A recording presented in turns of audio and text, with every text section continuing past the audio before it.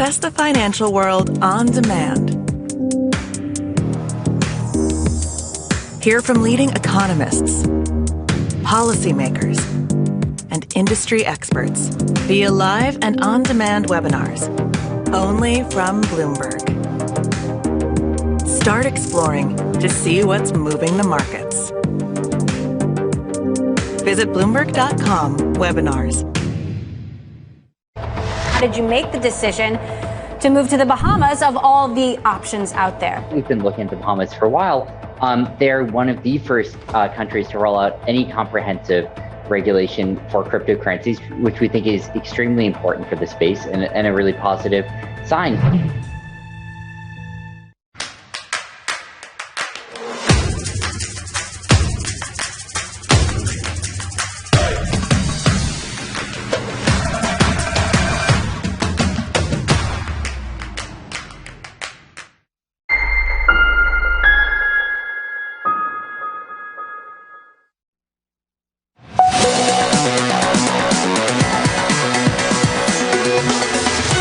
From New York City for our audience worldwide, about 25 minutes into the session, here's the price action for you. Equity set up as follows on the S&P. We are unchanged on the S&P at 4,400, advancing about a single point. On the Russell, negative 0.1%. I'm pleased to say that joining us now on Bloomberg TV and on radio, joining us now is US Secretary of Labour, Marty Walsh. Secretary Walsh, thank you for being with us, sir. Let's start right here. 194K was the number. The estimate was 500.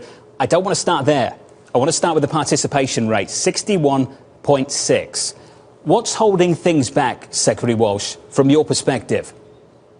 You know, I go back to what I said last month. It's about the pandemic, and this is not just an American issue. This is a worldwide issue with participation rate in the workforce. You know, we clearly have more work to do. People are concerned about the Delta variant. People are concerned about their health, and I think, quite honestly, a lot of people are reevaluating their work-life balance and changing careers. And certainly, I would love to see more higher numbers. This was a very complex report. We looked at areas like the hospitality industry, where we had 74,000 jobs gained, but there was a direct correlation to not having more gains because of the Delta variant. And then we look at education, public education, and those numbers are far lower than what anyone anticipated. And I think that's really kind of what the forecasters were hoping for, seeing a larger participation in the public sector educational space. And certainly we're looking at that now. We're diving into that number now. Well, let's dive into this one a little bit more. Female participation. Secretary Walsh, demand is fantastic. Open jobs in America just south of 11 million. What's the administration doing to support that return to work? What's the big effort you're looking at right now that you think can make an immediate difference? I'm not talking about a difference a year, 2, 3, 4, 5 years from now. That's important. But I want to discuss what we're doing right now for results immediately. Well, I think schools are helping there. I think the schools being back in session. We saw the unemployment rate for women fall to 4.5%. We saw the unemployment rate for black women fall to 7.3%. So it's definitely going in the right direction, particularly where we were 3 months ago when we had 4 million women roughly out of the workforce. We're seeing lots more women come back into the workforce. That's a good sign for our economy. We need to continue that trend as we move forward. Do you think that vaccine mandates are helping or hindering this effort? I think it's helping this effort. There's no question. This won't hinder the effort. It'll help getting more and more people feeling confident going back into the workforce. Even folks that are refusing to get the vaccines, the more people that we get vaccinated, the more confidence I think it gives to everyone else saying, wait a second, I feel comfortable. I feel safe going back to a restaurant. I feel safe going into a store shopping. I feel safe going to work. This is what the president had to say earlier this week. The Labour Department is going to shortly issue an emergency rule to require all employers with more than 100 people, whether they work for the federal government, to ensure their workers are fully vaccinated or face testing at least once a week. Can we start there? How receptive are employers to that message currently, Secretary? What are they saying to you? I think a lot of employers just want to see what the rule looks like, the final rule, before they give their opinion. I mean, I think I've heard from employers that are saying, this is great, thank you for doing this, and I'm looking forward to it. And I've had roundtable with other employers saying, you know, we're a little concerned about what this looks like, what happens if we can't get people vaccinated, what happens if we can't get people tested. So we're going to be working through those over the course of the next several weeks. How receptive are unions to that message? I've got no pushback from unions. I think a lot of unions are realizing now as well that people want to get the economy opened up. They want to get people back to work. I think that that's key. And they understand the safest way to get people back to work is by having people vaccinated. And people that don't want to get vaccinated, the safest way to go back to work is you have to wear a mask and get tested often. And the testing just shows that people don't have the virus. And Secretary Walsh, we need to have some real outreach. And this is the final question on this front. How receptive are minority groups who have been hesitant to get the vaccine over the last year? The last thing we want is to deploy some rules that actually cuts off a part of society from being able to go to work, being able to go into a restaurant in New York City. What's the outreach like to minority groups? How receptive are they to things like a vaccine mandate? There is no question. We need to do more reach out. We saw from the very beginning of the pandemic that communities of color, particularly the African American, Latino community, were disproportionately impacted by the virus with higher rates of virus. And also there's a distrust in the medical system. So we have to do our work. We still have work to do. We're going to have to work with mayors around the country just to continue to build that trust. Do you think there's a risk they will be disproportionately hit by these rules? No, I don't think anyone's going to be disproportionately hit by the rules. This is across the board. This rule is for every American that is not vaccinated, that works for a company over 100 people, that the choice is going to be vaccination or testing. Secretary Walsh, just a final question from me. I know it's a topic close to your heart. It's addiction. And I want you to talk to us about addiction and the importance of tackling and helping people with that issue right now. A lot of people have fallen out of the workforce. We need to do more to help them get back. Over the last 18 months, a lot of people have fallen into some pretty messy traps. I'm trying to understand from your perspective, a man who understands this far better than I and others, what can we do to help them? First of all, thank you for bringing this up. I think, number one, reach out to people that are watching this today, and you might have family and friends that are struggling right now. Reach out to them, offer your hand to them, offer support to them. We need to try and continue to make more investments in treatment. We can't let people isolate. The pandemic has really caused a lot of havoc, and that's a perfect scenario for somebody who's struggling with whether substance use disorder or alcoholism or even mental illness or depression. Reach out to people. It's going to take all of us working collectively together. We've seen the overdose deaths in this country higher. I'd also ask companies that are watching today, give people a chance. Because somebody is in recovery or they're coming back into a program, don't cut them off from employment. Help them get back. They need to get back on their feet, and you can be a big part of that. Mr. Secretary, thank you for that. I know it's a topic close to your heart. It's close to mine too. We need to have a longer conversation about it in the future if we can. Marty Walsh there, the US Secretary of Labour, thank you very much. Your equity market positive, a little more than 0.1%. It's another big downside surprise on a payrolls report, 194. We were looking for 500k. That range was as wide as ever. And I'll leave you with that line again if you missed it from Ellen Zettner of Morgan Stanley. If economists were right, it was probably an accident. Economists this time around, once again, were wrong. From New York City, thank you for choosing Bloomberg TV. This was the Countdown to the Open. This is Bloomberg.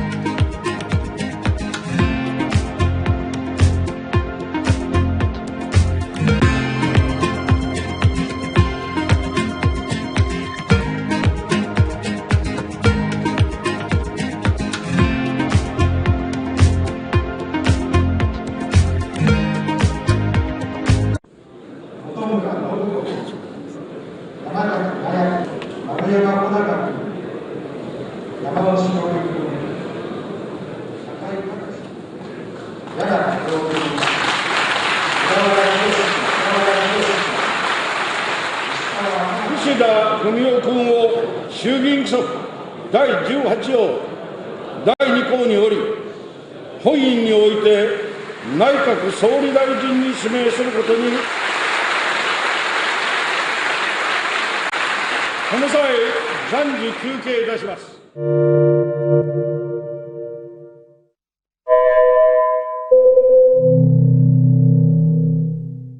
Watch Bloomberg Surveillance to learn how to look at markets, how to look at trends, and how to look younger. What do you think, John? Botox, or do I really need to get something done? I think, Tom, if we just change the style of bow tie, drop the bow tie. What, skinny tie? Yeah. I always say, this is my line, whenever anyone in America has a go at me about a skinny tie, the older you get, the wider it gets. Oh, really? Until it becomes a bow tie. This is a bow tie. Until it becomes so fat, you just sort of... I think that at $80 per barrel, maybe some of them with less cautious will restart somewhere else, and then you could see again, but all that is a little delay. So we have entered into, I would say, a cycle of high prices. From the financial centers of the world, this is Bloomberg Markets with Alex Steele and Guy Johnson.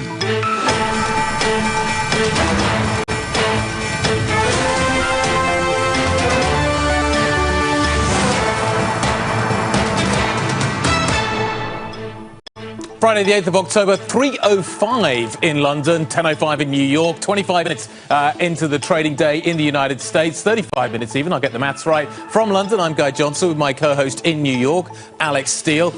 Alex, let's talk about the market reaction to what we're seeing to this payroll number. The payroll number was a disappointment. Markets are drifting sideways, at least on equities. I think everybody's trying to figure out whether or not this is a decent number in Jay Powell's book. Is it enough? Well, it seemed like from what Powell said at the last presser is that the bar's really low for them not to kind of lay out any kind of taper timeline.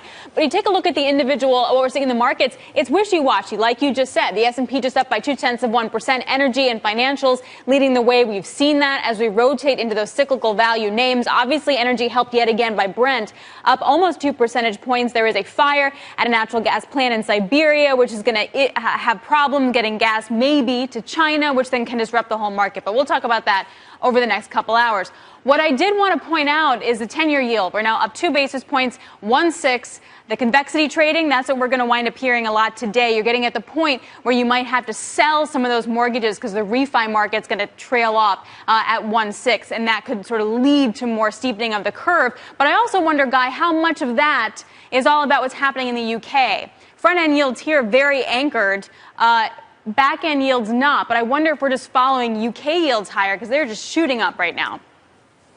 Absolutely. There's plenty to drive the inflationary narrative here in the UK, and certainly the governor of the Bank of England has been talking about that, and his new chief economist has been talking now about that. But the payroll figure is front and centre today. It says on the screen in front of me that it was a dismal number. Was it really a dismal number? What we know about the US economy at the moment is there is a huge amount of demand for jobs. Why isn't the supply side of the labour market filling those jobs in? Many questions need to be asked. There's a seasonality factor that is overlaying all of this as well. Bloomberg's international economics and policy correspondent, Mike McKee, has had a little while now to dig into the details to form a picture. What is that picture? And what do you think the Fed thinks about the data that it now has? Well, I've been digging into this for quite some time now, Guy, and I have to tell you, I have no idea. Where have all the workers gone? Why are they not coming back to work? That's a question the Fed's going to be asking. Yeah. Is it the Delta variant? Are they going to come back this month? We won't know when the Fed next meets. As you mentioned earlier, 194,000 jobs created. The headline, definitely a disappointment. We did see a big revision up to the August and July numbers, so we are seeing more people at work than the headline would have you figure, but it's still not what people were expecting. On the other hand, this was not what people were expecting. A drop to 4.8% in the unemployment rate. That largely has to do with the fact that all those workers disappeared. The labor force shrank during the month. Unusual, especially since the long-term benefits ended early in the month. You'd think some of those people would be out looking for work. Even if they didn't find jobs yet, they'd be out looking for work. Got this one backwards. Flip these two numbers. 61.6 is the participation rate for the month of September. And the problem there is it needs to go up, not down. It was forecast to go up, not down. And we did see a 4.6% rise in average hourly earnings, which is largely compositional, it appears, because the number of people who got low-quality jobs, low-paid jobs, was very small this month compared to others. Here's the question that we are asking, and I just mentioned it a moment ago, where have all the workers gone? Well, here's the latest changes. We'll go through this first. State and local education, 160,000 jobs lost. Now, that's because the Labor Department says not as many teachers were hired, not as many employees in education, but they go on to say it's a seasonal adjustment problem because of last year when nobody was at work in the schools. There were actually 1 million people who were hired during the month or who came back to work onto school payrolls, and it shows up as a seasonal decline. Automobiles and parts, we've seen people, because they can't get the proper the chips for cars. We've seen factories close down, so they lost some jobs. Airlines coming back, though, as tourism has picked up and airlines are trying to restaff. Healthcare lost 17,500 jobs. That's unusual given the situation, except that maybe vaccine and mask mandates caused people to leave. This is the chart I was looking for before. I want to show you help wanted. This is the participation rate that we were talking about earlier that declined. This is the employment to population ratio. So this keeps going up, but the participation rate goes down because a lot of these people aren't looking for work right now. And why is that? That's the question everybody is asking today. Mike, really great stuff. You asked where all the workers have gone. I asked where all the women have gone, because a lot of them have also left the workforce, which is definitely not a good sign. Mike McKee, thanks a lot. So that's a look at the jobs number. What does it mean for the Fed, and what does it mean for the rate market? Ira Jersey, our senior rate strategist for Bloomberg Intelligence, joins us now. Ira, 1-6. Say the word convexity.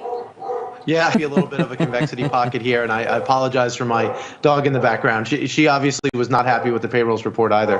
But at the end of the day, I think we're hitting some pretty important technical levels. So regardless of if we do have some mortgage selling or additional mortgage hedging, which will show up in the options market before it shows up in the rate market, and we haven't seen any big buying of puts on yields yet. So until we start to see that, I suspect that we'll kind of meander here under 1.7%. But 1.71%, that's the next key number to look at, because we just broke above a pretty important near-term technical level.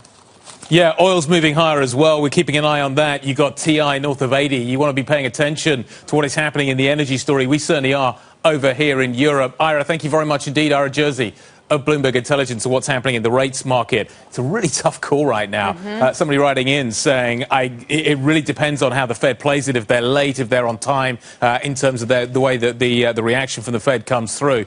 Let's take a look, Alex, at how equities are playing all of this. Equities just drifting sideways. I'm trying to figure out exactly what this all means. Abigail Doolittle dealing with the details. Sideways indeed, Guy. You could even make the case this is much ado about nothing, or even that Goldilocks scenario, because you do, after all, have the S&P 500 slightly higher, up about 0.1%, better than a decline.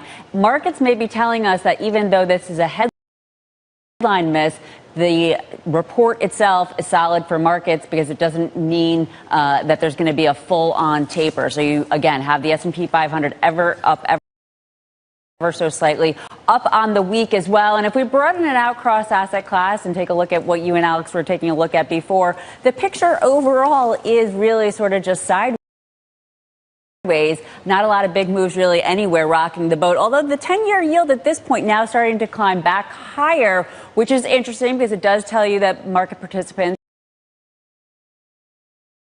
traders, think that the Fed will be on pace for a taper, but some are calling it a dovish taper. So it's okay for stocks, okay for bonds in terms of rates going higher. The Bloomberg dollar index basically flat. Crude getting a solid bid, up 2% at this point, almost close to that important $80 per barrel level, its highest level since 2014.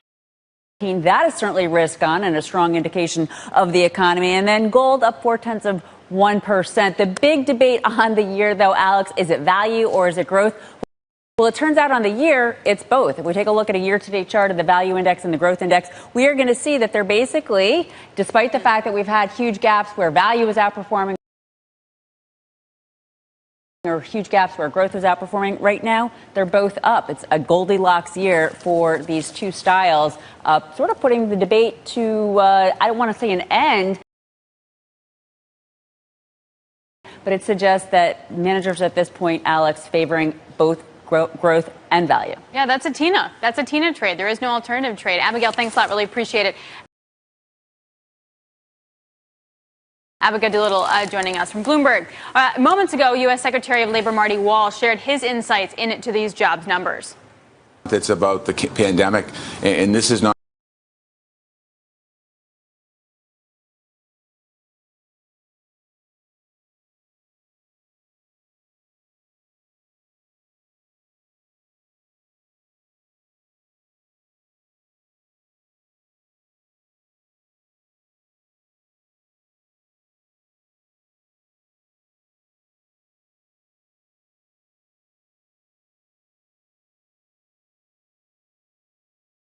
Not just an American issue. This is a worldwide issue with participation rate in the workforce.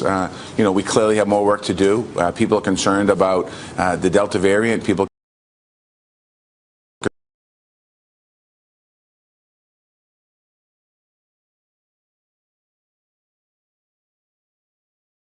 larger role there, and then we saw it continue to rise through the end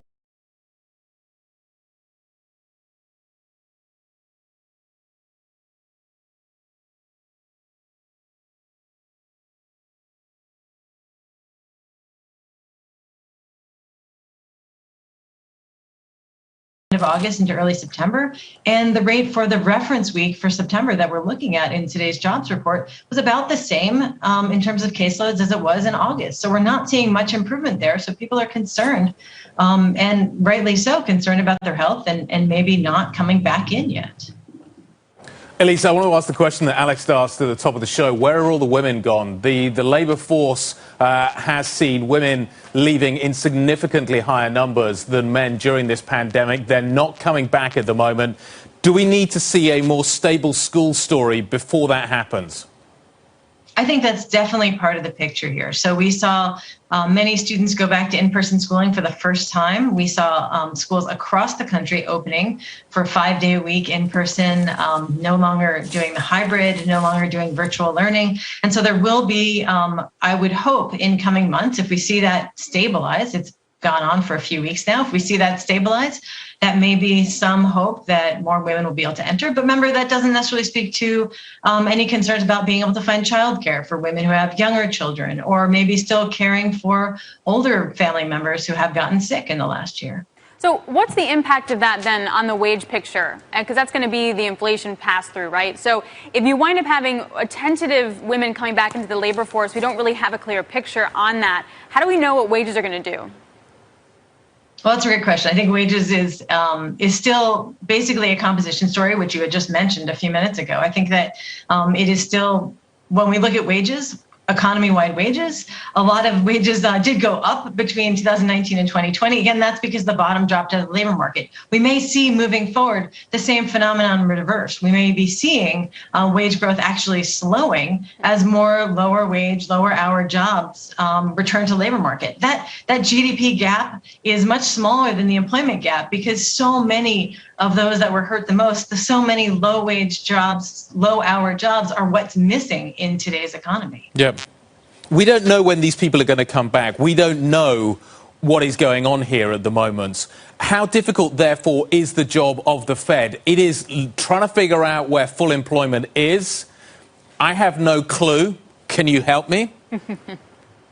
Well, the unemployment rate is one indicator, but as you say, I think the participation rate has to be increased substantially. There are many more people that are hurt in today's economy than are reflected in the official unemployment rate. And that includes Black workers have much higher unemployment rates than white workers, Hispanic workers much higher as well than white workers. We need to be looking across the economy at many different measures before we think about what, to really measure what the recovery is looking like. So clearly it's really hard to be an economist right now. So I'm wondering, the rhetoric seems to be this isn't enough to throw off a Fed taper. Just look at what's happening with the curve. Do we get different kinds of languages now? Are there going to be more caveats put into some kind of statement that it's introducing tapering? That's an interesting question. I still think that the pandemic is playing an outsized role here, and we need to be paying attention to that. So as an economist, I do feel like I'm taking the back seat to still what the health experts and the public health experts out there need to be telling us what to do to make sure that people can still remain safe and that we are paying attention to that moving forwards. And I think that that is still our number one concern as people return to work. Is monetary policy having any effects on the labour market at the moment? Is what the Fed is doing useful right now? The question that they've got to ask is whether or not they should start tapering right now. Ultimately, we're moving towards rate hikes, maybe. But do you think there is still a need for the Fed to continue to support this labour market? Yes, absolutely. This labor market is still down millions of jobs from where we were in February 2020. If you look at the pre-pandemic growth rates, it's more like an 8 million shortfall, maybe a 6 million shortfall. If you just look at population growth, we are far from a full employment economy. We need to keep moving forward in making this recovery as strong as possible. If we get a $1.2 trillion infrastructure plan, Does that help this scenario in the short term?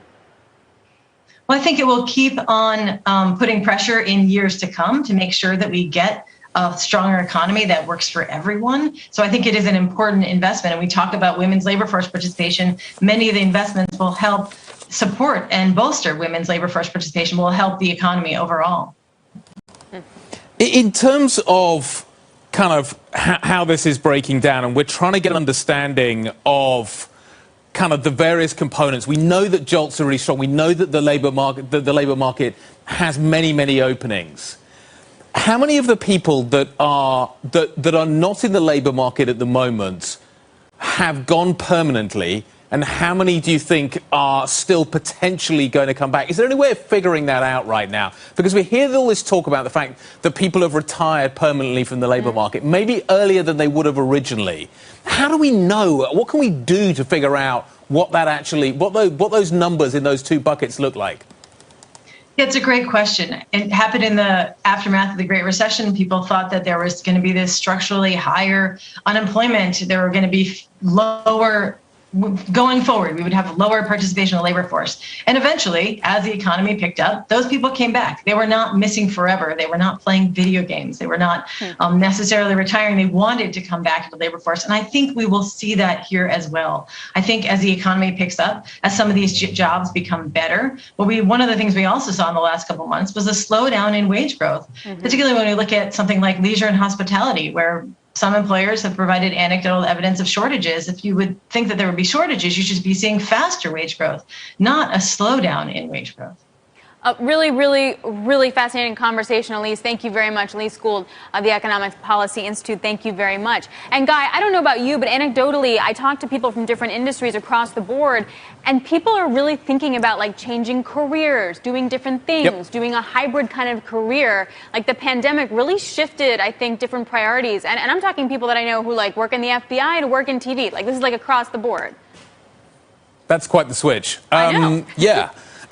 No. I mean, like, I know people in the FBI and not here. I mean, like in TV that are like thinking about career changes, not, I don't know how. I was thinking about going from the FBI to TV, which would be, unless you're going via some sort of FBI-themed show, quite a big jump, I would have thought.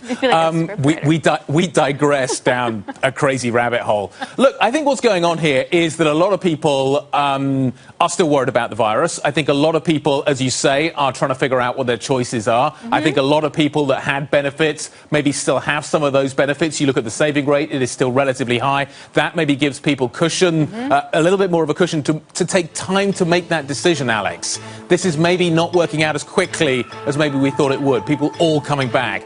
People are taking their time. Yeah, and can the Fed actually fix that? I don't know. Yeah, that's a tough ask for monetary policy, isn't it? Yeah.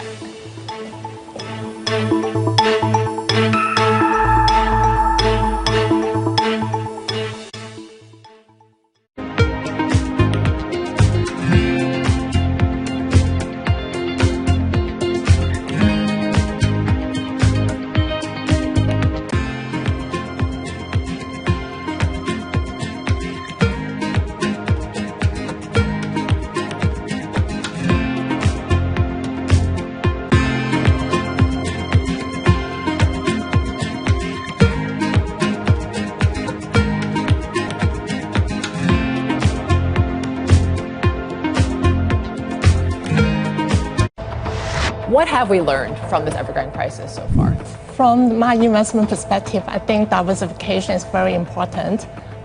So far this year, we see many events, right? Maybe in the fintech sector, and education, casino, and property.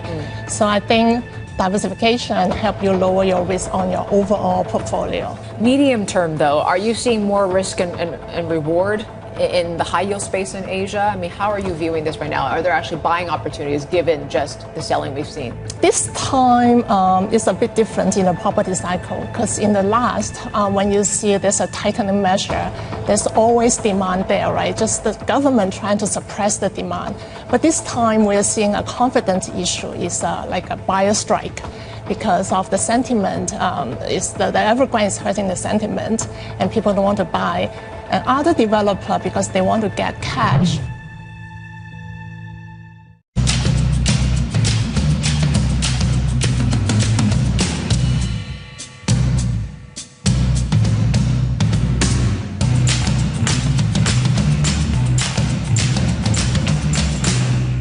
Trading revenues coming in better than expected. Everything cash, $1.4 trillion of cash. One of the most notable aspects of this report that was stellar.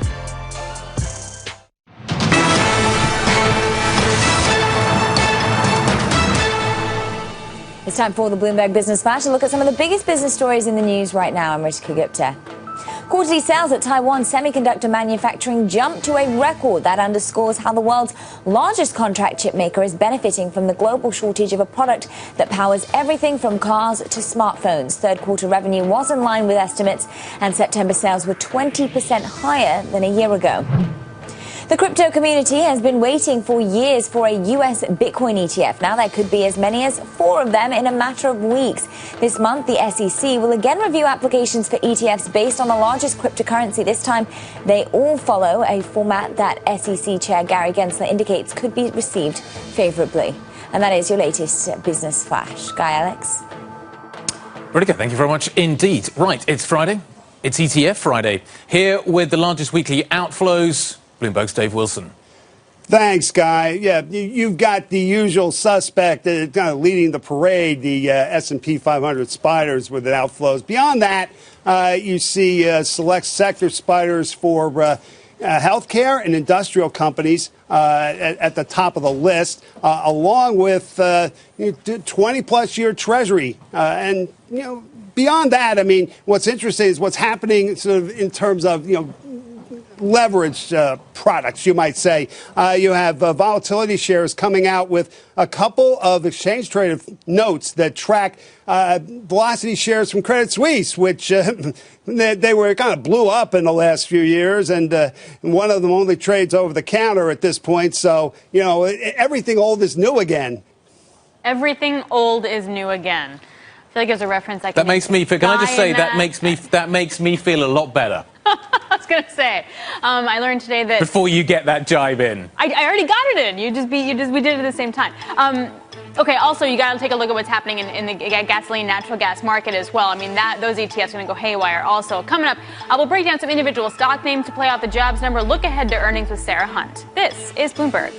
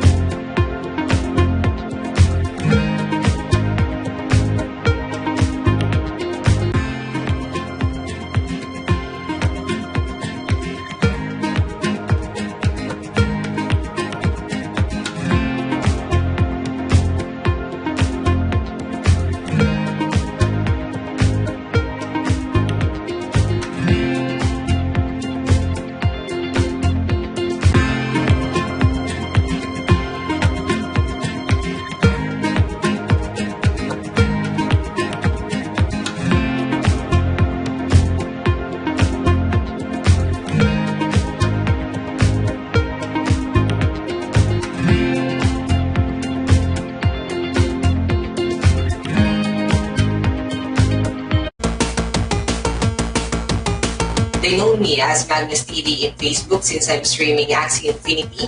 Axie Infinity is an NFT game where you can earn tokens, and then that tokens can be converted into pesos.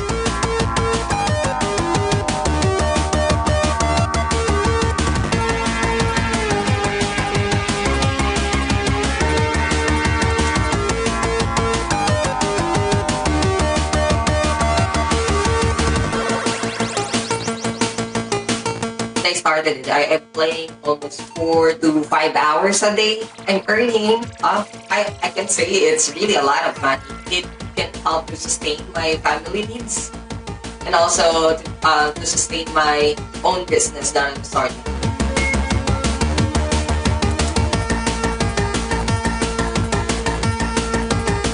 I'm a little bit worried about it because some people who join this Axie Infinity thinking that this is an easy money game.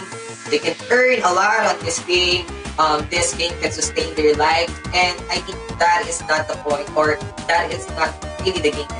We are trying now to build a community where other players or my scholars can join this esport, playing Axie Infinity for example, even 5 years, I think. worst is over for this pandemic, that we have passed the peak, if you like, in your own words, and that the recovery will continue. It may be slow, it may be bumpy. It's really a reminder, isn't it, just how sensitive the markets are to any commentary about trade. We did see some pressure on the yuan, we did see some pressure on the futures. That is now being reversed.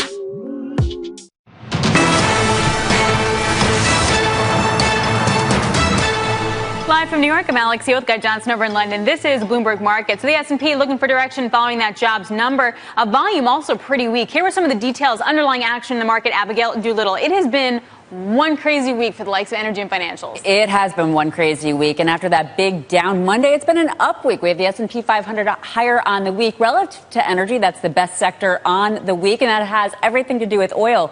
Oil touching above $80 a barrel for the first time since 2014, up for a seventh week in a row. Yields, though, also up for a seventh week in a row. We've had bonds now selling off for 7 weeks in a row, helping the financials be the second best sector, up 2.2%. Making that interesting, utilities also one of the top sectors, up 1.7%. That's interesting only because you don't typically have both financials and utilities climbing at the same time. Those higher yields make utility dividends look less attractive. It's a defensive sector, so that's something to keep in mind. Some investors going for defense, and then take a look at the industrials. That's very solid, up 1.6%. Now, of course, the big question, or one of the big questions on the year, beyond the growth value question, big cap or small cap? Well, similar to growth and value, even though there have been some big divergences on the year, at this point, we have pretty solid gains for both big cap, the S&P 500 up about 17% on the year, small cap, that Russell 2000, despite the recent weakness, that range all year, up about 14%. So lots of solid gains for both large cap and small cap stocks. And there is reason to think, Guy, that maybe stocks are going to rebound a little bit from the recent volatility. What we're looking at here is a very busy chart, but what we're looking at really in white is the put call volume on the S&P 500, in blue the 5-day moving average on the S&P 500, so really normalizing everything out. And you can see that put call has been coming down, that volume, telling you that less people are hedging or buying bearish puts on the S&P 500 than had been the case. This is the S&P 500 5-day moving averages moving up, suggesting that maybe there's going to be some more upside ahead, Guy. Yeah, one of the reasons they may not be buying puts so much is they are flipping expensive. You just take a look at what is happening in terms of pricing, trying to hedge the downside. It's a tough ask at the moment, and you do wonder whether or not that pricing story is just kind of keeping people out of the market in terms of kind of where they would like to be. They're a bit worried. They'd like to buy some puts. There are other ways of doing it. We were talking to Manish Deshpande a little bit earlier on this week, Alex, about this. Let's talk about oil. I can't believe that you haven't spent more time talking about this today. What is it, 2014? We haven't been this high? Oil's at 80. TI's at 80. Yeah. So Brent hit that level earlier in the week. Now we have WTI up there. What I find so interesting, though, is the market signal on that is for producers to go and pump more oil. I really don't think they're going to do that, at least not the public players. Until when? Until when? At what point? At some point, shareholders are going to go, there is a massive opportunity here, particularly if you can turn this stuff around quickly. We're not talking about large investments. If you can put a few extra rigs to work, if you can get the labor, if you can get the rigs, isn't there a massive opportunity? A few things. One, maybe the private guys will do that. But two, labor's still an issue. Wages are going to get a lot higher. Input costs are also rising. So from that angle, it's going to hurt a little bit. And until shareholders want them to, they're not going to do it. I mean, maybe on the margin or incrementally, but I just can't see someone coming in and saying, like, we're going to add a lot more rigs because of this, because shareholders will sell, but certain shareholders will not like it. No, what I find interesting, though, at the moment is that this potentially is an under-owned area because a lot of people with their ESG mandates can't put as much money to work here. Hedge funds potentially can. So it's interesting to see who ultimately is making hay on this story. Maybe it is the hedge fund community. Maybe sort of wider shareholders are not going to pick up some of the benefit. Obviously, they're going to see the fact that shares are going higher. They'll see that driven up. But it's going to be interesting to see ultimately whether or not actually this discipline sticks. Let's talk broadly about what else is going on here. Sarah Hunt, Alpine Woods portfolio manager. I'm sure she's got a few things to say about the energy sector. But let's start with the broader picture, the payroll numbers, Sarah. We're trying to figure out what we want to do in this market. We've got a Fed, and a lot of things feel macro-driven at the moment, that is looking at data in the States that is not delivering quite what they would have thought. and as a result of which this taper is in question. As an equity investor, what do you do with that? Well, I mean, we've talked about this before, but it's very clear that the Fed is trying to separate out the taper from any tightening cycle. And I think you could argue with where you see some of the inflation numbers and some of the other underlying things that are going on in the economy. But the taper is probably something that they will go forward with at some point. It might be November, it might be December. I think it's probably likely to stay where they've signaled in November, because you don't need them to be doing that so much right now. I think the question on the labor market has a lot to do with, you've got a combination of the Delta variant, you had those big storms that went through, and that can affect some of the numbers. You've got some very strange seasonal adjustments because of what happened last year. So I think that there's a lot up in the air, and they're not going to have the data for October by November. But I think that the economy is not in such bad shape that it doesn't seem like getting rid of some of those emergency COVID measures at this point is probably not a bad idea. So I think that is not, they are being very careful, though, to make sure that they don't think that they're not trying to signal that that's going to start a tightening cycle. Right. So, Sarah, that leads me to the yield curve, because that part of it, separating the taper from the hike, is really cementing and anchoring that front end while that back end really rises. So you're seeing that bear steepening. And I'm wondering how much more juice you think is left in the financial trade. Well, I think the financials have been under pressure for quite a long time. So I think that there is still some room in the financial trade. And I think that, a lot of those companies have done a very good job in the interim of living off of different things besides net interest margin. So you've seen a lot of different fee structures. You've seen a lot going on while we've been living in a world of zero interest rates. So the fact that you might get a little bit more room for them on the interest rate curve, I think is actually a benefit to them. And I think that the underlying things that they've done before that happened are actually going to continue. So I think the financials do have some space here. Financials up, tech down. Is that the narrative, or is it a little bit more nuanced?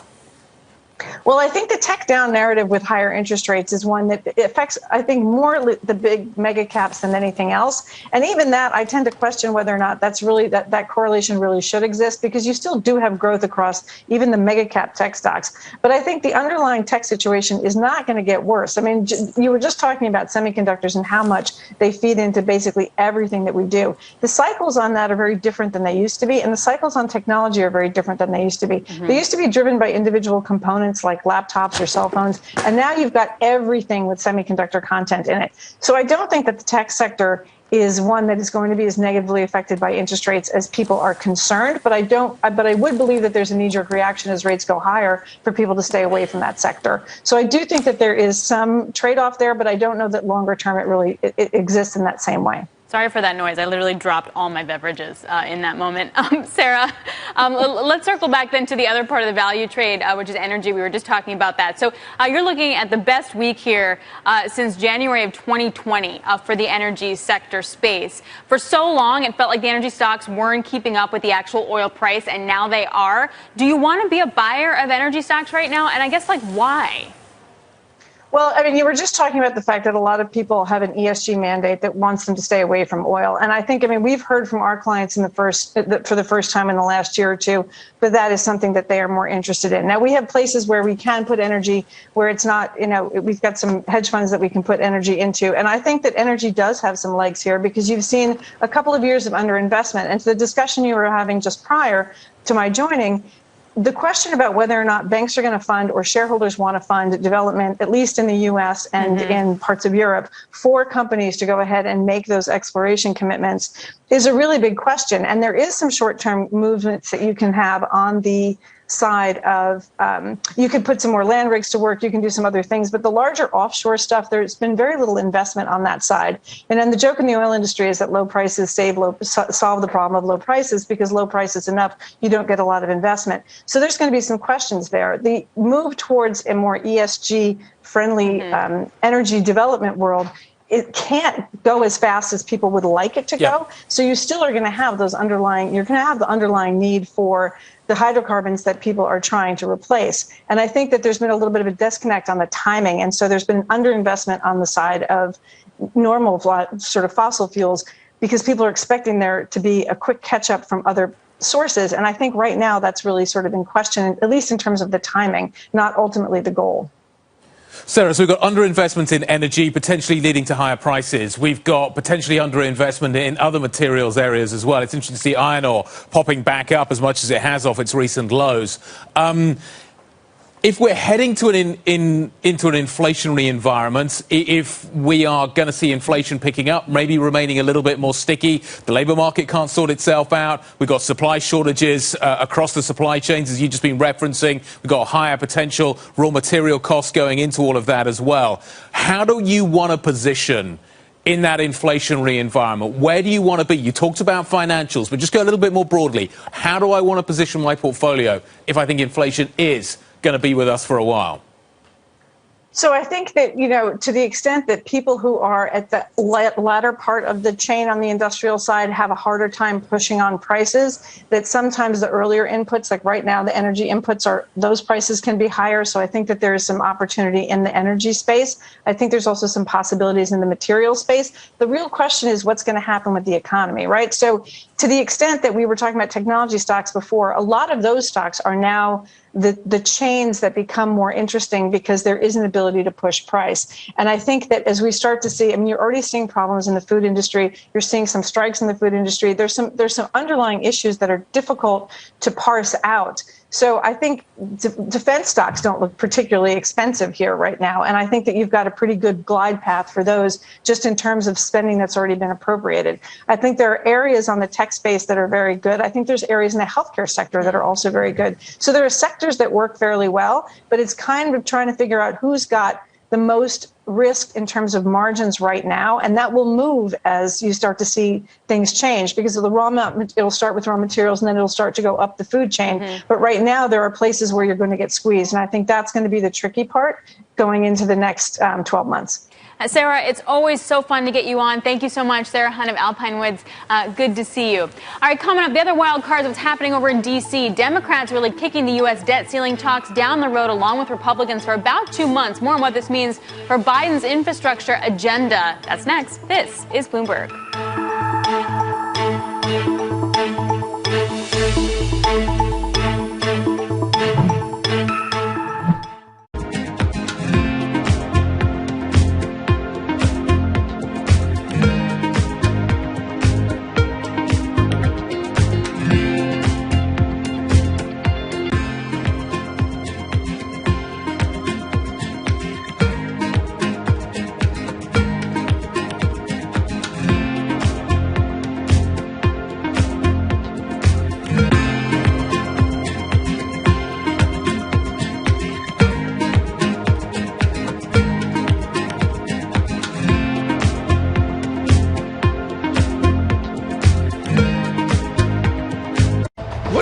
At the low point of the Greek economic debacle, what were you thinking about to make Greece recover as it has? Well, Tom, we took over in July 2019 with a very clear mandate to make the economy grow again. We were hit by the pandemic, but we still managed to implement very significant reforms, and I think we used the fiscal room that was available to us to support the real economy. We're very encouraged by the recent data.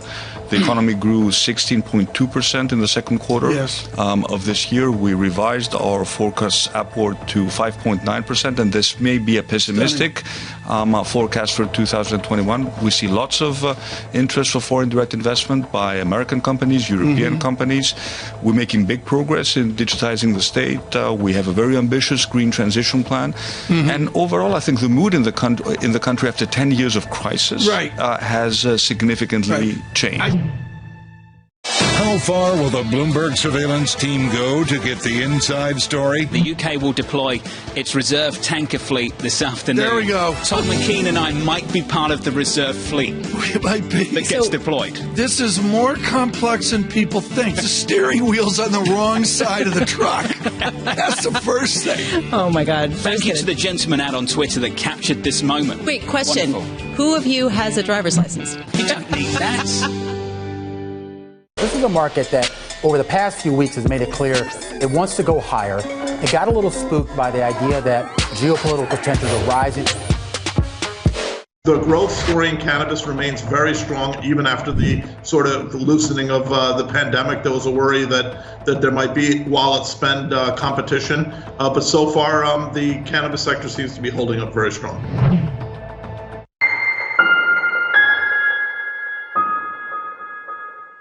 A lot's happening on Wall Street. It's the basic law of economics. The Fed is telling us this is transitory. Need to catch up? This is Bloomberg Wall Street Week. I'm David Weston. We've got the information and insights. David, you just hit the nail right on the head. From businesses most influential and instrumental. And that's the way you run good risk management. We need to invest in our systems. Bloomberg Wall Street Week premieres Friday with replays all weekend on Bloomberg Television and Radio.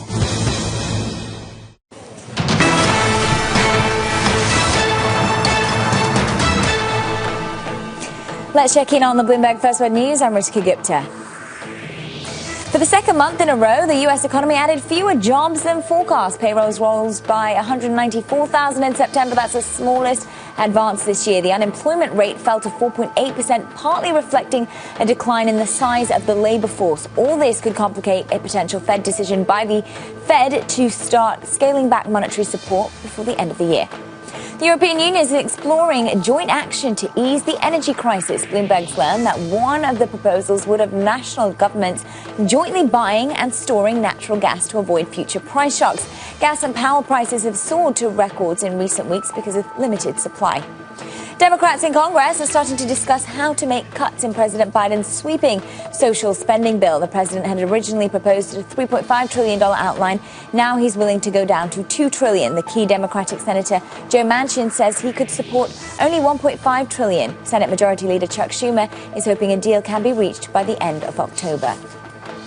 Amazon chairman Jeff Bezos says government policy must create incentives for all companies to change when it comes to energy. Bezos spoke to a B20 panel hosted by Bloomberg's Francine Lacroix. We would urge governments to be more ambitious in their climate goals. All G20 members should commit to the 2030 targets, the so-called NDCs, consistent with reaching net zero by mid-century. Some G20 countries have yet to do this. Many have. Bezos also called on governments to commit to eradicate use of the internal combustion engine. Global news 24 hours a day on air and on Bloomberg Quick Take, powered by more than 2,700 journalists and analysts in more than 120 countries. I'm Ritika Gupta. This is Bloomberg. Alex. All right, thanks so much, Ritika. Guy, he also went on to say that we're going to have more jobs of higher quality during the energy transition, that consumers are going to have better products. I think the question becomes, how long does it take for us to get to those better, higher quality jobs? There obviously is going to be a huge skill gap as you transition into this green energy future. How do you do that? I mean, are we going to miss out on a generation? How quickly do we have to invest in those workers to transition? And are people actually doing that? So this is the problem, isn't it? You've got basically a series of gaps in this energy transition that we still haven't figured out. We don't have all the technology we necessarily need. We don't have the skilled labour force that we necessarily need. And I think what we're seeing in Europe is just maybe the beginning of this process. It's going to be unbelievably bumpy. He's pointing at China as well, basically saying you've got to get on board. Which, again, is pretty interesting, too. But this mismatch in terms of aspirations and reality, I don't think anybody's quite yet fully figured out the ramifications of all of that. Yeah, and are we going to have, in the meantime, an environment where it's more inflationary with maybe less productivity until we can kind of flip that switch? Which also then leads us to the infrastructure bills that are sitting in Congress right now. The progressives have been like, no green, no deal. And you really need that kind of investment to help spur the sector. I don't know how big we're going to get it. I don't know how big it's going to be. No, I don't think anybody knows at this point.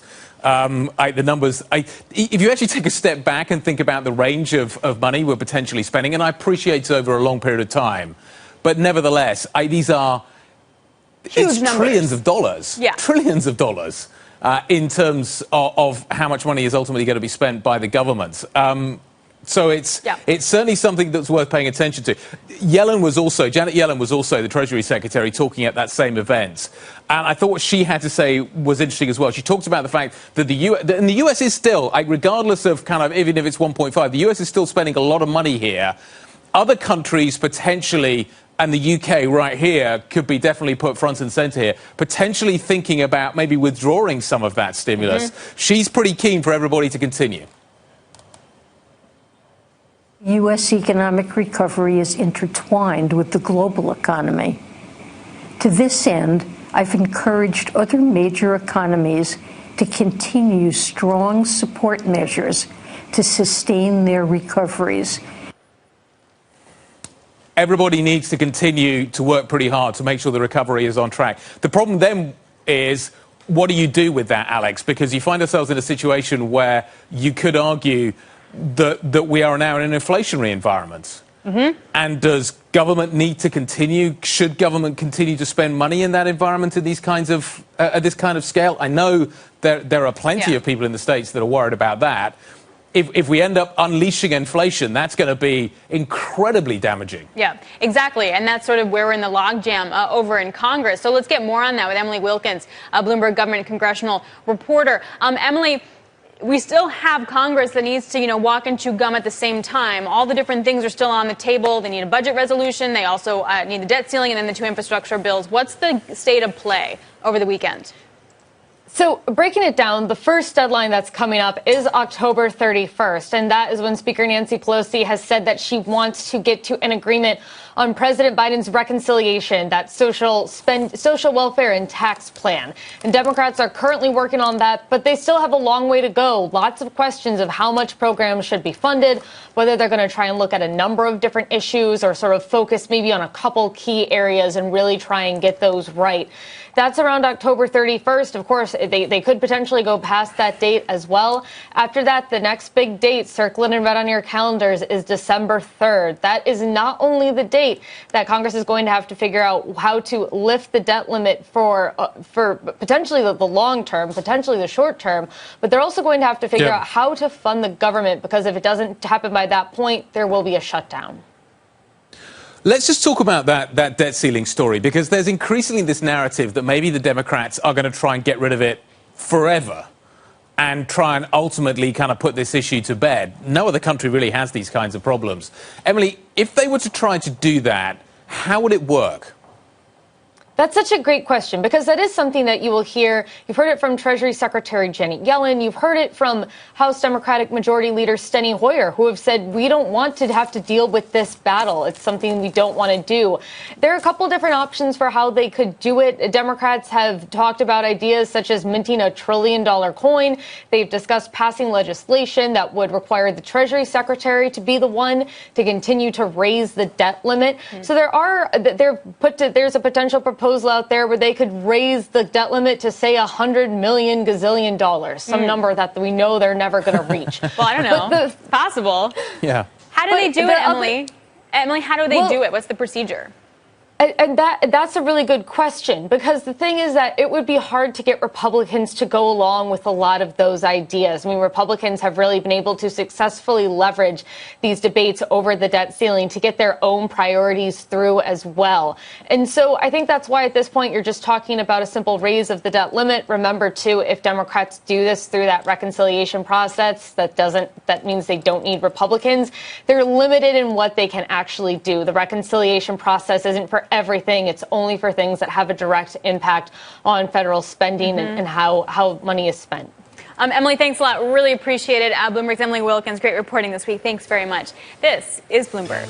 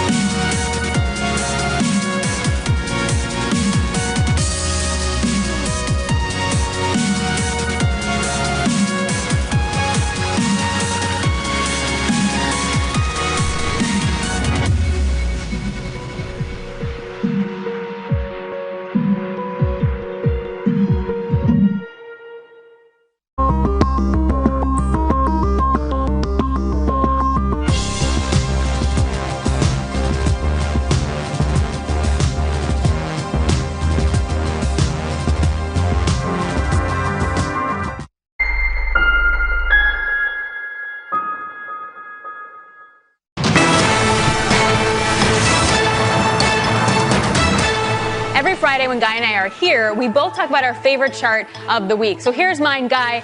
It is not a commodity, so sit down. It's going to get exciting. Wow. Okay. It's sort of commodities. But, okay, this looks at five-year swaps for the EU, U.S., and the U.K. The yellow line is the U.K., the blue line is the U.S., and the white is Europe. Because I've been really wondering what's been leading the jump in yields that have happened in the U.K. and why we haven't really seen the euro move that much. And I think that this chart really helps explain it. These inflation swaps are almost 4% in the U.K. In the U.S., we're over 2. We're not even at 2. Over in Europe. And I think that this is where we're seeing the central bank divergence. And this is what's really leading the rate market and the FX market. And we can blame a lot of stuff this week, Guy, and the debt ceiling, etc. But I really think it's something like this chart that has led a lot of the market action that we've seen. Yeah, and you look at what's happening in the UK, the gas crisis, what is happening more broadly in terms of labour shortages, Brexit, you roll that all in together, it's certainly producing a fairly negative picture for the UK right now. Potentially the Bank of England has to tighten into weakness, which is not something that many central banks really want to do. So this is my chart. I completely and utterly ripped this off from Kit Jukes' morning note this morning from SocGen. This is him. All him. It's a great chart. So what you've got here is the spread between the Citibank surprise indices between the UK, between Europe, the Eurozone and the United States. And the Eurozone data has been going down. The surprise index has been falling. The US one's been going up. And the Euro has been tracking this really closely. Unless you get a significant move, Kit argues, above 116, the dollar's still in charge. The European close is next. Hope you like the charts. This is Bloomberg.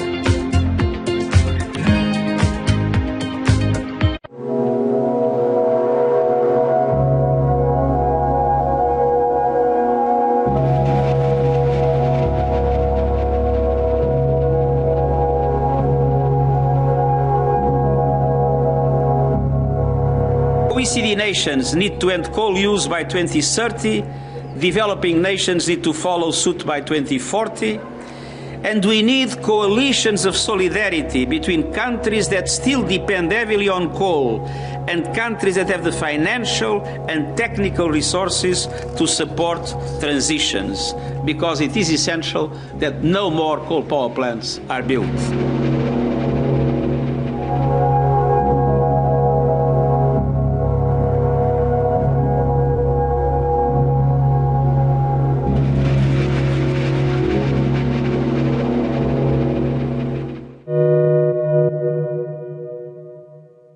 Bloomberg has enhanced search on the terminal to deliver what you need when you need it.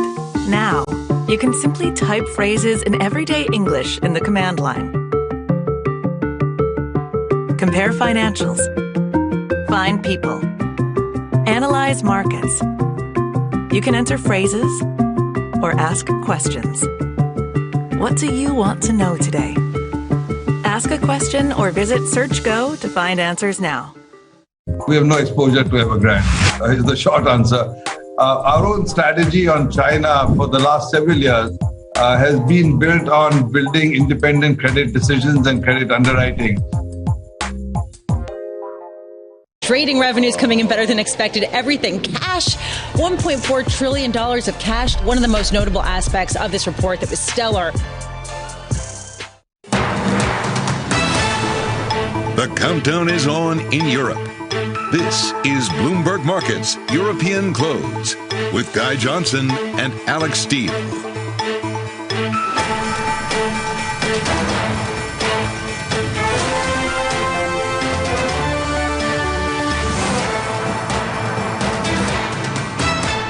Friday the 8th, 30 minutes to the close. What do you need to know out of Europe this hour? Well, European stocks just drifting, really.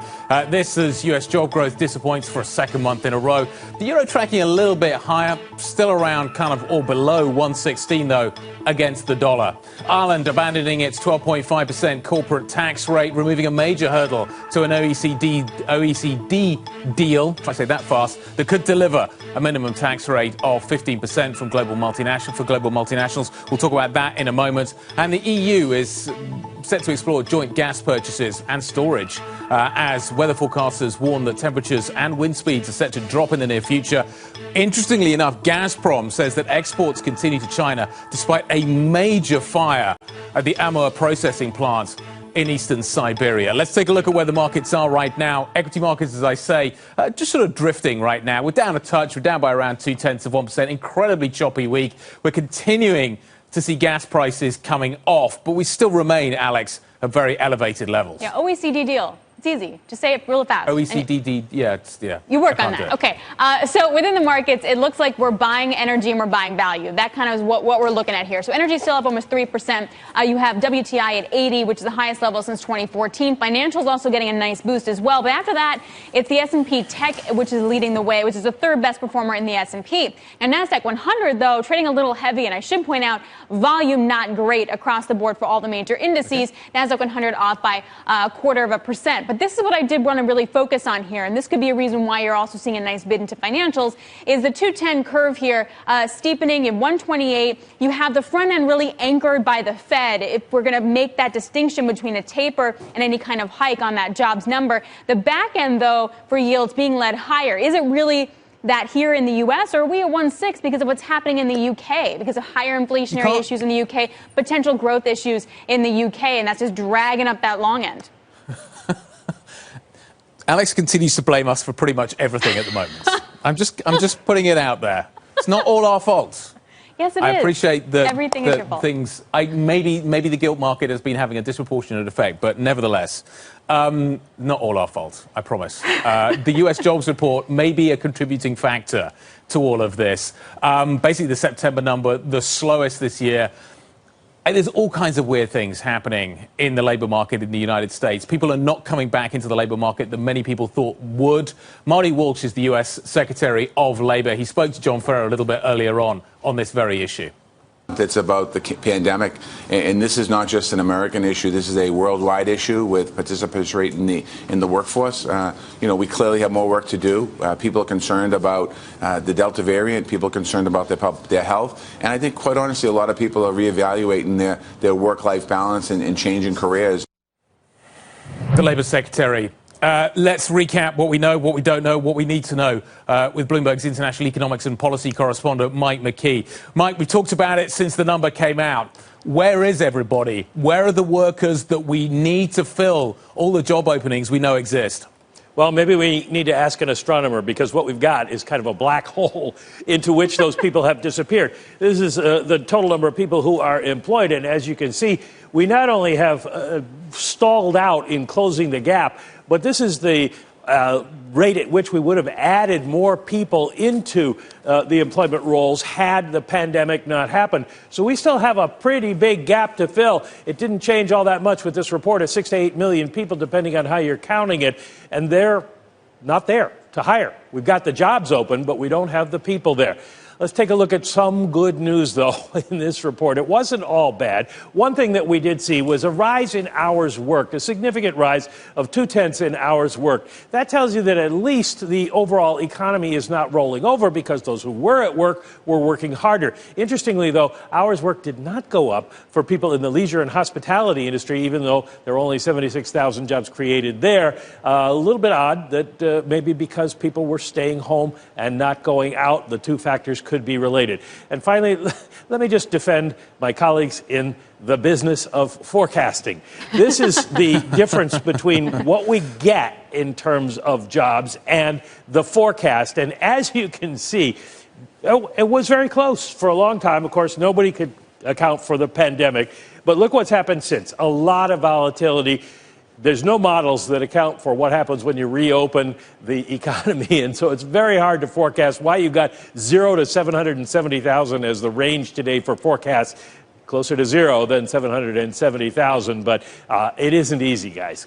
No, it's not. Okay, fine. It's not easy. All right, Mike McKee, thanks a lot. Really appreciate that. So other stories that we're following today from Europe. You got global talks to reshape the corporate tax landscape are resuming today. You got Ireland, Estonia, and Hungary announcing that they would sign up to the deal, providing a boost to the talks. Irish Finance Minister Pascal Donohoe and the U.S. Treasury Secretary talked about the agreement earlier today. The agreement as drafted, which I believe will be maintained in the OECD and beyond, is now for 15% as opposed to at least 15%. I was making the case for that kind of clarity, that kind of certainty. It's now there, and it's one of the key reasons why Ireland has decided to join the agreement, and I hope this agreement is successful. This agreement will be finalized in the coming weeks, and foreign headquartered multinational corporations will face a minimum tax in all places they do business, just like U.S. headquartered multinational corporations. Joining us now with the latest is Caroline Conan, Bloomberg's EU reporter. Caroline, what actually happens? Like, what are we looking at in terms of the actual rules, and what's the implementation timeline? So we're going to have a statement from the OECD about this agreement in about 1 hour from now. But clearly the fact that Ireland joined this deal removes a major hurdle in the implementation of this global minimum tax of 15%, because Ireland's historical corporate tax rate at 12.5% was kind of blocking the EU in moving forward. But some hurdles remain because some countries, for example, Poland, are seeking to exempt some activities and could perhaps ask to have this implementation partly on tangible assets and partly on payroll. Then you've got some countries like China who are concerned that companies with big revenues globally but very small subsidiaries could actually be hit harder, especially Chinese multinationals such as Tencent or China Life Insurance.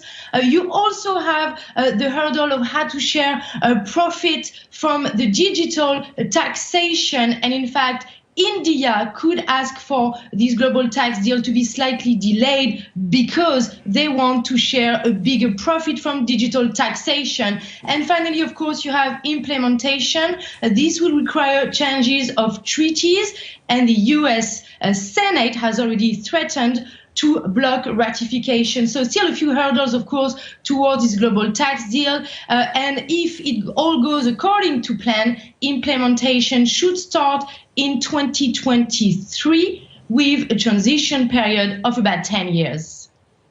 Everybody's saying if it's not now, it's never. Maybe we're getting there. Caroline Conan, thank you very much indeed on the OECD deal. Let's talk about what's happening with Elon Musk's travel plans. The Tesla CEO, yesterday in Austin, Texas, which is going to be the new headquarters. Today, Berlin. Tesla hosting thousands of locals this weekend at its German factory. That factory has been delayed by several months due to legal challenges. When are we going to see completion? Because this is a huge part of the plan for Tesla in terms of its rollout in Europe. Joining us with the latest, Aggie Cantrill from Berlin. Aggie, what do we know? What's he coming for? What's he going to say? So I think what's interesting, Guy, is that he's coming, he's inviting 9,000 locals from the Berlin-Brandenburg area to this factory just outside Berlin. And what's interesting there is that this factory has come up against a lot of pressure from environmentalist groups and local organizations, people who are criticizing the environmental impact of the factory, but also its impact on things like the groundwater for the surrounding agricultural area. And so I think a lot of this will actually be an effort to try and get these people on side, because the project is actually still awaiting a lot of those approvals, as you say.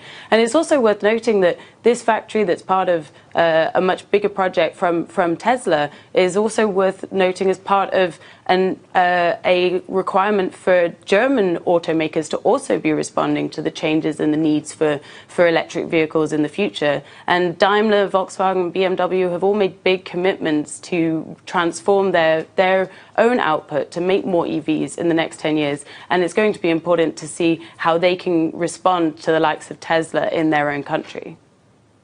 Yeah, it's also going to be interesting to see whether we've got enough electricity to actually power all these cars. Aggie, thank you very much indeed. Aggie Cantrill joining us from Berlin, awaiting the arrival of Elon Musk. Talking of that, Europe apparently is going to see cooler weather next week. Apparently wind speeds are going to drop. But as the weather gets cooler, heating demand is going to pick up. That's going to add pressure to already strained energy markets where price moves have become, I think this is an understatement, extremely volatile. Here with the latest, Rachel Morrison, Bloomberg energy reporter. We've seen incredibly volatile markets this week. I can't remember if it was Wednesday or Thursday when gas surged to the moon. What happens next? The meteorologists are telling us it's going to be colder but less windy. That doesn't sound like a great combination. Yes, that's right. Today, prices have come off a little bit. There's a little bit more calm after an extremely dramatic week. But we do expect the weather to get colder. Winter is starting. And at the same time, wind speeds are going to drop. So that means less supply and more demand, which means higher prices. So although things have calmed down at the end of this week, next week there could be more. And we have one analyst firm saying today that if it's a cold winter, European gas stocks could drop to zero, which would be quite dramatic. Just one quick follow here. Do we have an idea about what happened in China? They say that they can still get gas to China and it's not an issue. But Siberia, one of their plants is sort of on fire. Do we have an idea of sort of what the implication? I mean, things like that are going to definitely have some kind of psychological effect on this. Yes, these kind of fires and accidents happen from time to time. We understand that this fire was actually on part of a line that wasn't being used, which is why supplies continue. But we are in such a precarious position now that events like this become more serious. They become more difficult to deal with. And as you say, it all feeds in to how the market views the supply situation, and the market's nervous at the moment. So any kind of fire, videos on Twitter, that can really set things off. Yeah, the pictures on Twitter were quite incredible. As you say, maybe this isn't going to affect in the near term, but it's another piece of infrastructure that is going to be under pressure. Rachel, thank you very much indeed. It was a fire on the Russian side feeding into China. But Alex, the problem, therefore, is that maybe China, if it doesn't get the gas that it needs, maybe buys more on the open market, which is a competition story with Europe again, and therefore makes and exacerbates the situation even more. Or goes to coal, which then is going to drive up coal prices when everyone's trying to compete for coal now, too. So the trickle effect could be more significant. Yeah, it's not good news, let's put it that way. Coming up, we need to kind of feed this into the stagflation narrative that we've been talking about this week. The growth narrative, is that strong enough? Are we going to continue to see inflation outpacing it? Are we heading for stagflation? If so, what do you do with your portfolio? We're going to be joined by Mizuho International Head of Multi-Asset Strategy, Peter Chatwell. That conversation is coming up. This is Bloomberg.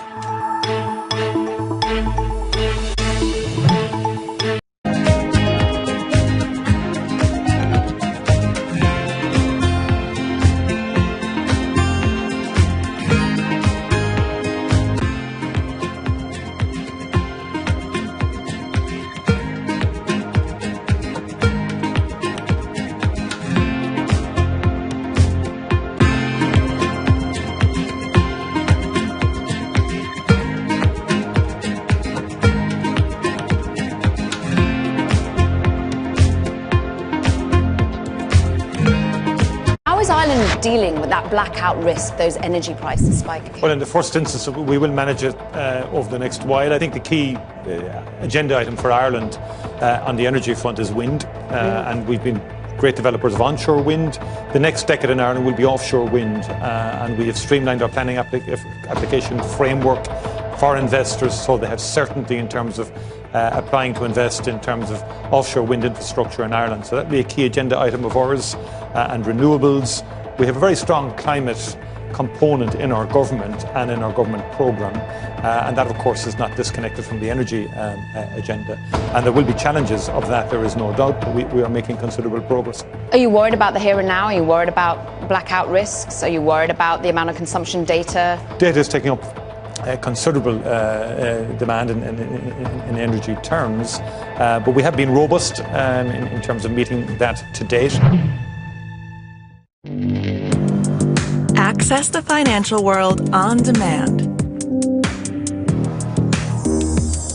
Hear from leading economists, policymakers, and industry experts via live and on-demand webinars, only from Bloomberg. Start exploring to see what's moving the markets. Visit Bloomberg.com/webinars.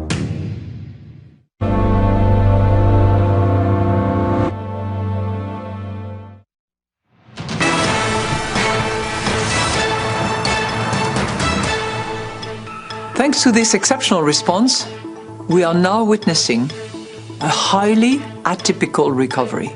We still need to manage the exit from the pandemic very carefully, because this unusual speed of the recovery is also creating frictions that could refrain growth. Inflation, one of the factors maybe within that mix. Christine Lagarde, the ECB president, saying the European economy and its recovery thus far highly atypical. I think if you look at the payroll data out of the United States, everybody's scratching their heads. The economists really are struggling to get a grip on what is happening on both sides of the Atlantic. The Europeans, in many ways, not suffering the same labour market story that we're seeing over in the United States and here in the UK. Peter Chatwell, Mizuho International Head of Multi-Asset Strategy, joining us now with more. So what do I do with all this? At the moment, we have a huge amount of demand for labour, but a lack of supply. People are not coming back into the labour market. The Fed's trying to figure out how to sort of taper its policy, trying to finesse that policy. It wants to keep the labour market strong, but we've got this mismatch at the moment. The ECB's got a different challenge to deal with. The Bank of England is kind of having to deal with all of this at the same time. If you look at what is happening in the rates market at the moment, Alex keeps blaming the UK for what is going on in terms of rates going higher. But is what is happening in the UK ultimately going to be the story elsewhere? The UK is something of an outlier, I think, because what's happening is the market was egregiously mispriced. The market was thinking that the UK rates were going to be like European rates. No, UK rates are going to be like US rates and probably above, because the UK economy really hasn't rebalanced, so doesn't really have produced much goods for external consumption. So because it has that twin deficit problem, the currency is going to be weak, and that means that it's very vulnerable to these imported inflation costs. So that, with the tight labour market, means that the Bank of England has a lot of potential to put rates up, much higher than the market is currently pricing. We think they can get bank rate up to 1.5% by the end of the cycle, so that's 2025. And that's still nowhere near being priced into the curve. And Peter, if that happens for the BOE, where is the Fed on that? Because I'm interested to see how much this differential we can get. Yeah, that's a great question. The Fed has a completely different set of scenarios to it. You could say that the Fed also, or the US economy also has the twin deficits, but it has the reserve currency. And that means that the Fed reaction function will be completely different to that of the Bank of England and also some of the other central banks that you've seen moving rates up, the RBNZ, Norges Bank, and of course many of the emerging economies have been putting rates up for a long time. The Fed, on the other hand, has the systemically important currency, has an economy which is quite used to having very low interest rates. But I think the main problem that the Fed would have if they tried to put rates up faster than is currently priced, indeed, if they tried to follow the rate path that they have that is priced in for 2024 as well, it would be horrendous because the dollar would be so strong that it would cause, for the globe, it would cause a major slowdown, and that would mean that the Fed can't actually deliver on that path. OK, so what happens next? We've got a really confusing labour market. We've got inflation picking up. We don't know whether or not that's going to be temporary, transitory, call it what you will at this point.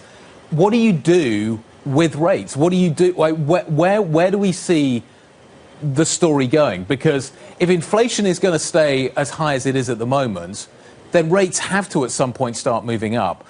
Or do we end up with a kind of more permanent gap between the two, i.e. we're basically going to live with negative real rates for an incredibly long time? Yeah, the real rates is still something that we're going to have to deal with, have to get used to for a long time. So, and that's, I think, the ideal outcome here, which is that debts will be inflated away to a large degree. So you don't want to own bonds? Largely, you only want to hold bonds if you have to. It would be much better to rather than be holding rates products, it'd be better to be holding credit products, because at least they're giving you some upside in this inflationary environment. It is going to feed through into higher revenues for corporates, for example. It is going to create more volatile markets, and actually it's going to create a stronger real economy, which is good for financials. So what I think, there's two dynamics that I would like to capture. I'd like to capture inflation protection, which you can do through curve steepeners, if you can only trade in rates. But I would also like to capture credit spread. And I know that there are a lot of concerns that credit spreads are very tight.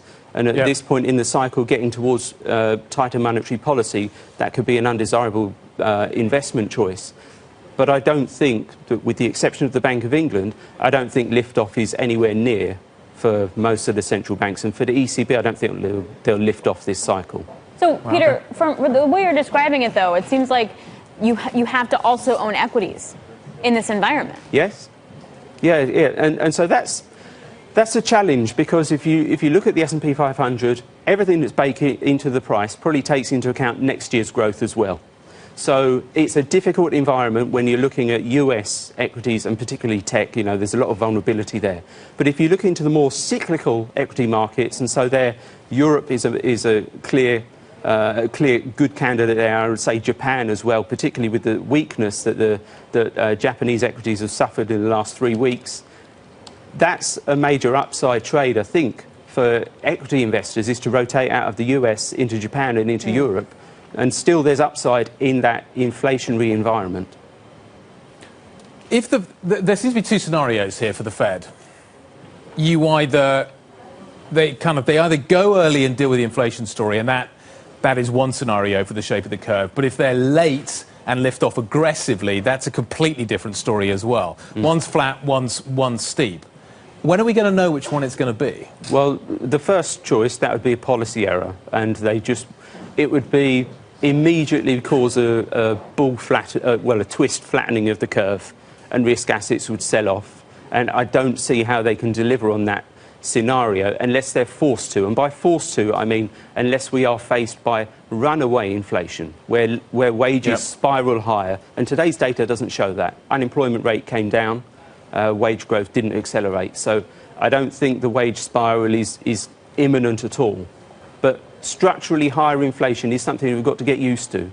And there will be, as long as central banks don't rush, the Fed, the ECB, then they will be able to lift off, but they have to be much later than they're currently talking of in their dot plots. Taper's got to be very slow. The exit has to be very managed and very slow, and therefore they've got to tolerate inflation going uncomfortably high. Peter, quickly, if I was to say, I'm going to say to you, what is a safe haven asset right now? In the middle of this, it's confusing, and it's hard for economists and market participants to figure out what to do. Where's your safety net? I would say, if the central banks are able to avoid rushing to a tightening, if they can continue to deliver on their new mandates that they gave themselves, so I trust that they saw this situation coming, then I would actually say that EM credit is a good example of something that can behave as a safe haven in this inflationary environment. And generally speaking, still there is upside to some inflation products as well. Peter, thanks for coming to see us. Thanks for coming to see us in person. Peter Chatwell from Mizuho. This is Bloomberg.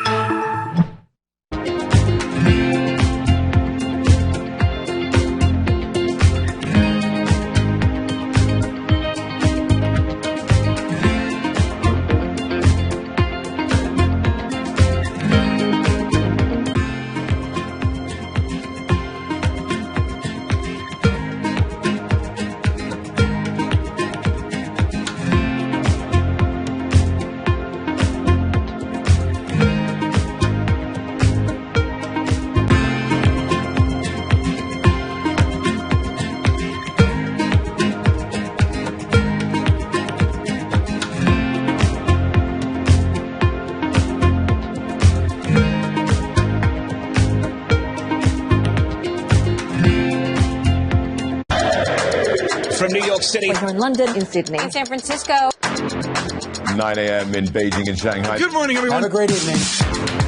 This is Bloomberg Daybreak with Lee. Balance of Power on Bloomberg Radio. Welcome to Daybreak Australia. This is Bloomberg Technology. And this is Bloomberg Green.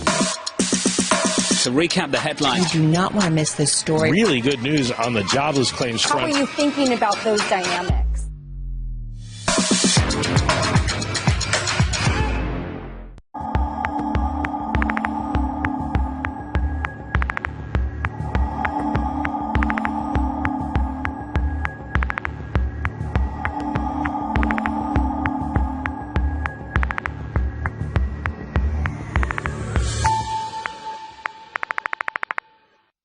Global markets never sleep, so stay connected with Francine Lacqua in London, Matt Miller in Berlin, and Kaylee Lyons in New York. Perspective on the day ahead.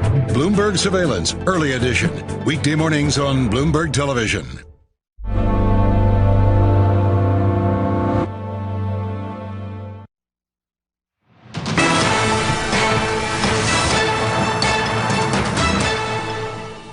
Let's take a look at where European markets, equity markets are trading as we head towards the close of this Friday. The payroll number, weirdly, despite it being a massive miss, has actually delivered very little in terms of volatility for global equities. You've seen it in the States, you've seen it over here in Europe. The FTSE 100 is tracking a little bit higher today, the DAX is tracking a little bit lower, the CAC Caron's down by around 0.5%.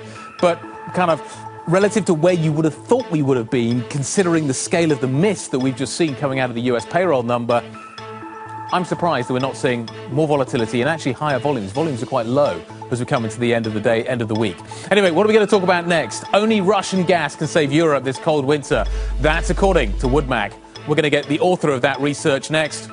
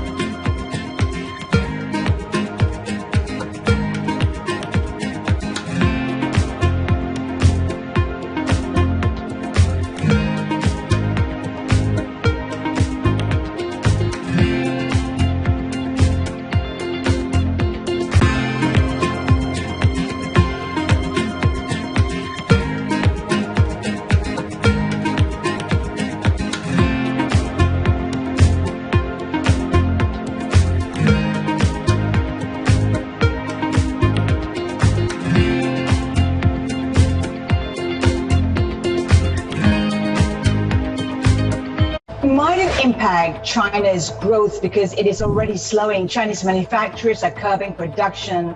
This is the latest shock to global supply chains, already delayed by, port delays, chip shortages, saddled with soaring commodity prices as well. Well, Haslinda, when we've seen a lot of supply chain disruptions at the beginning of this COVID pandemic, and then, supply chains became resilient and it really moved goods around, especially medical goods and supplies.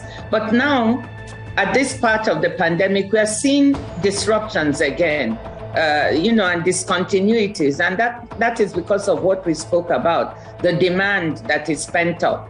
And of course, if you have factories slowing down and, not being able to produce as much, that is going to impact growth and the recovery.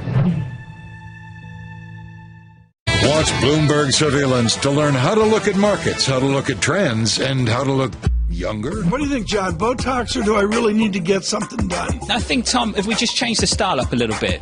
You think so? Yeah, you look drop great. The bow tie. Drop the bow tie. What, skinny tie? Yeah. I always say, this is my line, whenever anyone in America has a go at me about a skinny tie. The older you get, the wider it gets.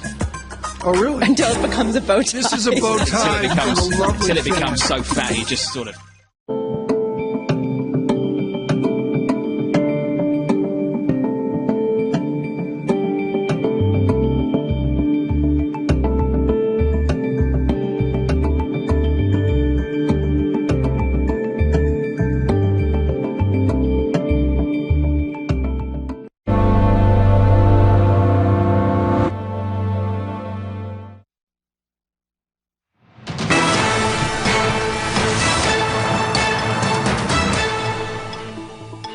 mixed picture here in Europe as we come through to the end of the day this Friday. It's been an incredibly choppy week.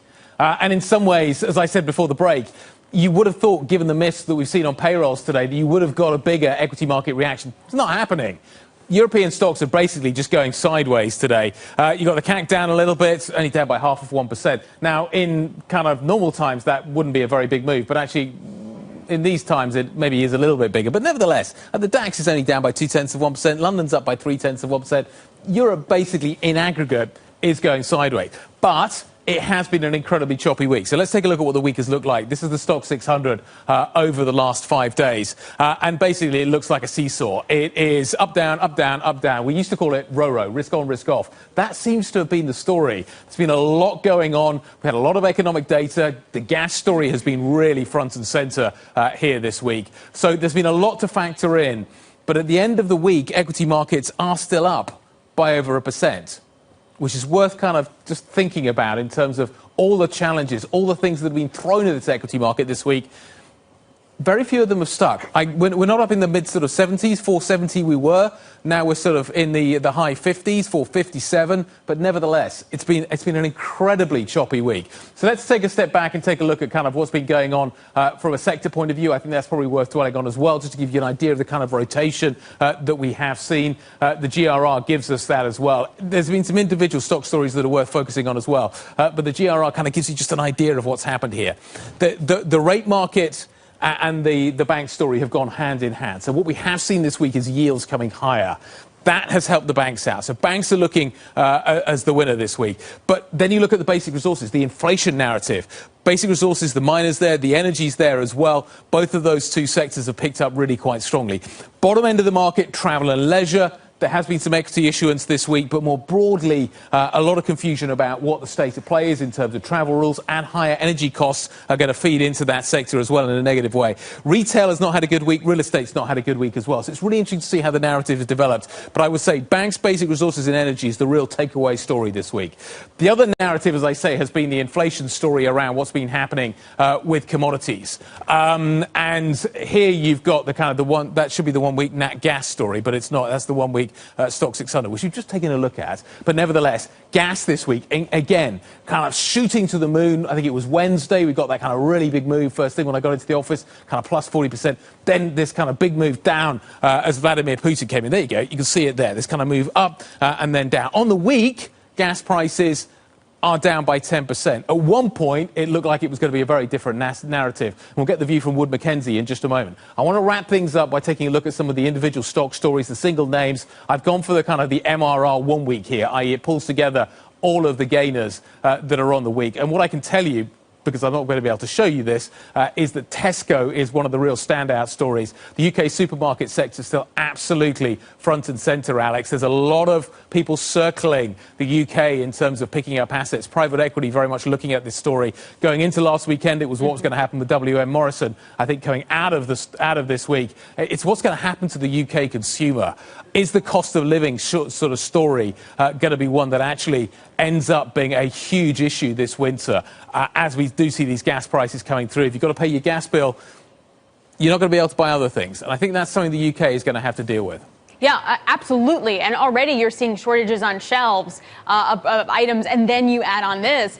So let's dig down into that gas story. You had a plant in Russia explode. There's an explosion and a fire there. They say it's fine. They can still get all their gas to China. But if they can't, and it's a key pipeline that goes to China, if they can't, China's going to have to go back on the spot market and buy more natural gas. That's going to distort the market even more. Let's break it all down with Wood Mackenzie. They say the region in Europe is going to be wholly dependent on Russian flows. Joining us now is a man behind the call, Massimo Dioeduardo, Wood Mackenzie Vice President of Gas and LNG Research. Massimo, okay, Europe is dependent on Russia. Does Russia have the supply to refill the tanks that we need and supply Europe and meet their full demand? Well, they certainly have the gas. The point is just how much pipeline capacity they will have to supply gas to Europe. And so at the moment, they'll be using existing capacity, probably not up to just how much people would want them to supply. But what we think is that if they use all of that capacity, and they certainly have the gas for it, and the winter is relatively normal in Europe, we don't think Europe will have an issue in meeting demand. The question is whether the winter is going to be cold. That's certainly a different outlook. What's the best case and worst case scenario here for Europe? Well, again, so the best case, which it's normal weather condition across Europe, but also across Asia. And again, we think that under that condition, actually the market should end up the winter in a situation where storage are going to be lower than normal winter, but still in a relatively comfortable position. We estimate that could be in the range of 28 BCM, so quite high. But if you get a cold winter in Europe, that could add 20 BCM of demand. And if you get a cold winter in Asia, that could reduce LNG imports to Europe another 10 BCM. And so you've got 30 BCM in storage and an additional 20 BCM of demand for the winter in Europe and 10 BCM less LNG imports. You can do the math yourself. You end up with zero gas into storage. That's the worst scenario. And that's when only additional Russian gas can actually save the market. Okay, so that's the worst case scenario, but I'm wondering if we're setting ourselves up for a one-way trade at this point in terms of volatility and higher prices. Like what happens if the winter is actually warmer, or we're still at 76% of storage capacity in Europe? That's not zero. Where's the risk? Where's the upside risk? Well, the upside risk, I mean, to your point, if the winter is warmer than average, then actually demand could be some 10, 15 BCM lower than a normal weather condition. And so, and so in that case, we could actually end up in a situation where storage could be comfortably at the 35 BCM normal weather condition. So it's a very volatile situation. But I think what the market is really concerned on is the cold winter. And again, not knowing where the gas is going to come from if that happens.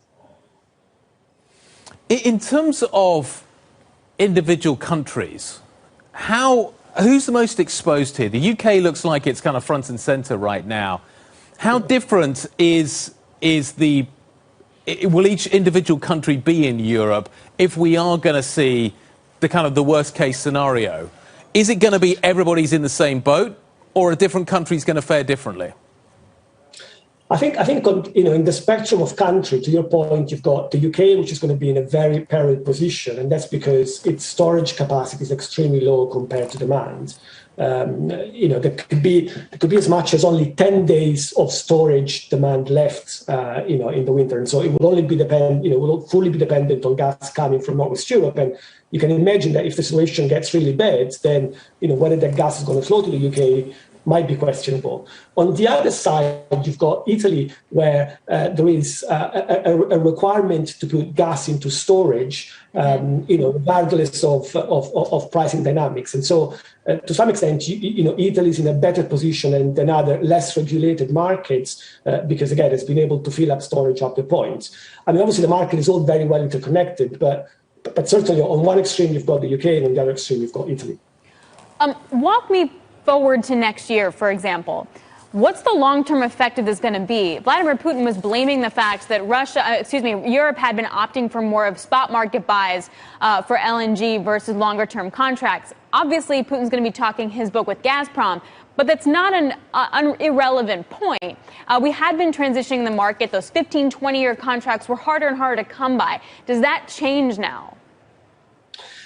I think it's hard to think that we'll go back to to a lot of long-term contracts. I mean, there will be changes in contracting dynamics, right? So you will see buyers making sure that they've got access to LNG imports. But I think what can really save the market in a situation like this is effectively having more gas into storage. Is effectively something that the European Commission is trying to get word to, of the fact that one option to save the day, obviously not this winter, but as it builds up, is effectively try to develop additional storage, possibly regulated storage, and develop strategic reserves so that when we get back to situations like this, that could be the supplier of last resort. And certainly that could be a way to manage a situation like this, which again, if it is a cold winter, could really spiral to something unprecedented. If we do get the worst case scenario, if we get close to the worst case scenario, how does demand destruction work? Presumably that's what we would have to see. How does the process of demand destruction work if there is not enough gas and gas prices are too high? Well, if there is not enough gas, eventually, some of the gas that has been sold through interruptible contracts, and those are contracts that specifically consider the possibility of interrupting that supply, eventually some of those contracts will have to be triggered. Those are never really triggered because those are part of the agreement between buyers and sellers. But again, I think it's much more likely that some of those interruptible contracts will be triggered instead of Europe going down to zero storage. We'll certainly see that ahead of Europe going down to zero storage. And that would likely slow economic growth down. Massimo, we're going to leave it there. Thank you very much indeed. Massimo D'Edoardo, Wood Mackenzie. Thank you very much indeed. Quick look at where European stocks have settled. As I say, not the kind of reaction you would have expected given the miss that we saw on payrolls. We have basically gone sideways in Europe today, Alex. The FTSE 100 getting the best of it, up by 0.2%. The DAX is down a touch. The CAC just dipping a little bit into the close, down by 0.6%. All right, well, here in the U.S., you're taking a look at a steeper yield curve, and financials, the second best performer within the S&P. Also, by the way, bank earnings come out next week. We're going to dive into what to expect from them, what's already priced in with Betsy Graysick, Morgan Stanley, Global Head of Banks and Diversified Financial Research coming up next. This is Bloomberg.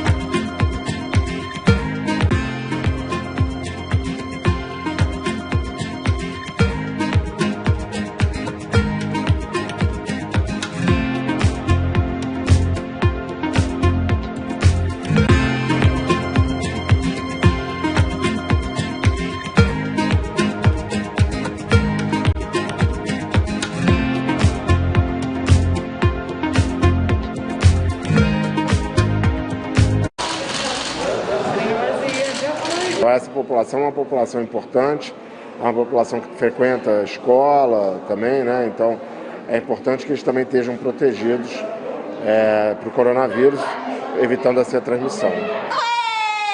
Eu estava esperando muito por essa vacina. Desde o ano passado eu estava torcendo logo para poder minha vida logo voltar ao normal, que eu quero logo voltar para a escola, eu quero voltar a sair com meus amigos, eu quero sair, eu quero voltar à minha vida normal. A dose foi toda administrada.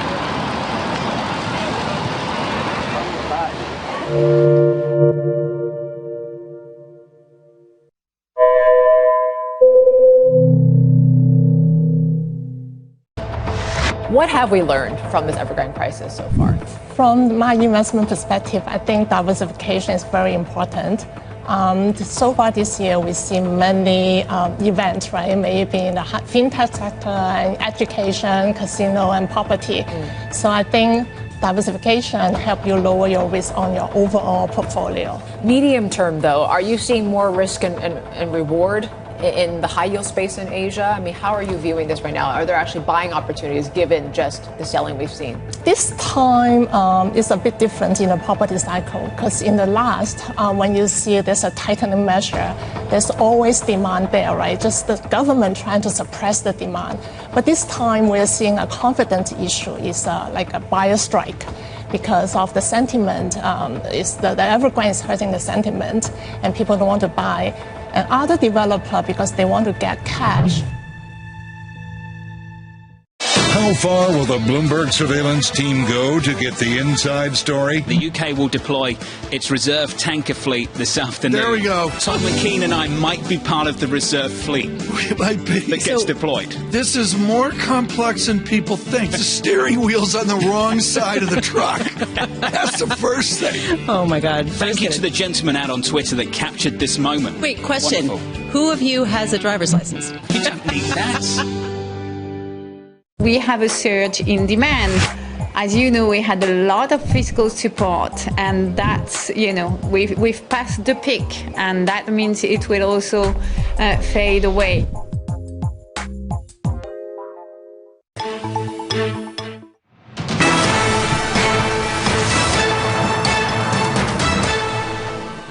Let's check in on the Bloomberg First Word News. I'm Ritika Gupta. For the second month in a row, the U.S. economy added fewer jobs than forecast. Payrolls rose by 194,000 in September. That's the smallest advance this year. The unemployment rate fell to 4.8%, partly reflecting a decline in the size of the labor force. All this could complicate a potential decision by the Fed to start scaling back monetary support before the end of the year. A key hurdle has been removed on the path to an unprecedented deal that would reshape the tax landscape. For multinationals, Ireland will abandon its 12.5% tax and push for a floor of 15% on corporate profits. The OECD is hosting a crucial meeting on taxes for 140 countries. Global news 24 hours a day on air and on Bloomberg Quick Take, powered by more than 2,700 journalists and analysts in more than 120 countries. I'm Ritika Gupta. This is Bloomberg. Alex. All right, thanks so much, Ritika. So big banks report earnings next week. You got JP Morgan on Wednesday, Bank of America, Morgan Stanley, Citi, Wells Fargo all on Thursday. That's going to be a busy day. And Goldman Sachs on Friday. I want to get a preview with that with Betsy Graysick, Morgan Stanley Global Head of Banks and Diversified Finance Research. Betsy, the simple question is, what's this quarter about? I think this quarter is about two things. One, showing that buybacks are accelerating. And two, showing that NII does have a forward path, does have an opportunity to go up as we look forward. Betsy, is that this quarter or next quarter? Some stocks you'll begin to see it this quarter, in particular in the consumer finance names that I cover, in particular on the card space. And of the big banks next week, we will begin to see that in their card portfolios. For overall, I think we're looking at, really a 2022 story here. But it feeds into some of the stuff that you've been discussing this morning. Interest rates rising and loan growth is accelerating. Mm-hmm. A lot of people push back on that, but it's happening. Where is loan growth accelerating? Number one is in card. We do have credit card in the U.S. right now running at about 2.5% up on a year-on-year basis. Look, a quarter ago, that was shrinking. That is new news. There's a lot of debate as to how much of this is true revolvers versus transactors just spending more. But that'll be an interesting discussion that comes out next week. The C&I book, a lot of people are looking at, when are we going to get the commercial and industrial loan book to start growing again? And we've spent some time digging into this. It is already growing in services, in financials, in government. Where it has been shrinking is in the supply chain, utilities, energy. So when will that supply chain flip? We think we're beginning to see the signs of that, but just very nascently right now today. As PPP rolls off and we go into 2022, we think you'll see a sharp pickup in C&I lending. Where am I going to get the biggest bang for my buck on buybacks? Which bank is going to deliver that? So it's really in the card space where you've had a high level of capital coming into the pandemic and even higher now coming out, as well as reserve release still has a lot of reserve release to come through. So which name is that specifically? Synchrony Financial. Now, I know they don't report next week, but it's, in the week following. We think that's going to be number one. The other big stock is going to be Wells Fargo. And Wells Fargo has a significant amount of excess capital. And as you know, they've got the asset cap. So they will be, also in the running there for biggest uptick Q on Q. Betsy, back to the loan growth for just a second. What's the best way to play this inflection point that we're seeing consumer credit growth, sort of those loans now, and then you'll start to see the supply chain and industrial loans in early 2022? How do you play that? So the way we're positioned right now today is we are overweight in our portfolio a little more towards the card names. Synchrony Financial, Capital One, American Express. As we move into next year, we do expect to see some pick back up in the C&I oriented stocks. Where I'm overweight today, with that kind of trade in mind, is Regions Financial.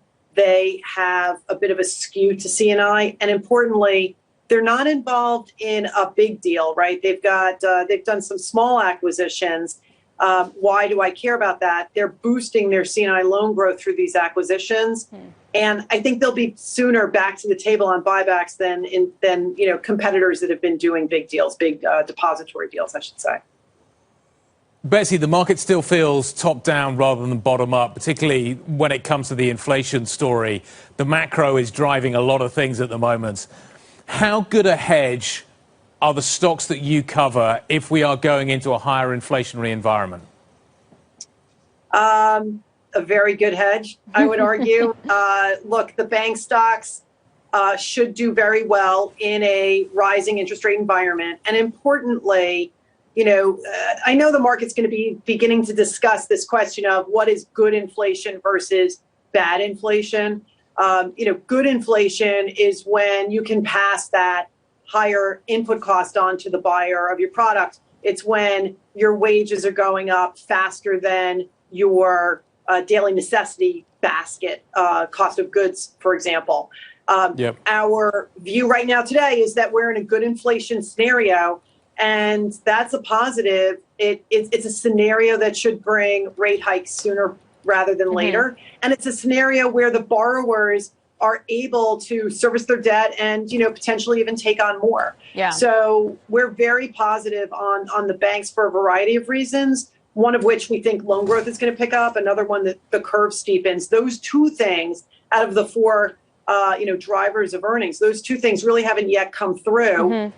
We do expect that will be happening as we go through into 2022. Hey, Betsy, broader macro question here. If you just take a look at the KBW Bank Index versus the S&P versus the 10-year yield, I mean, you've definitely seen the KBW outperform, not yet totally keeping pace with the 10-year. There may be a little bit more juice in there. If we just take into account the big guys going into next week, have they kind of topped out here? Have they maxed out on this sort of inflation/reflation steeper yield curve play?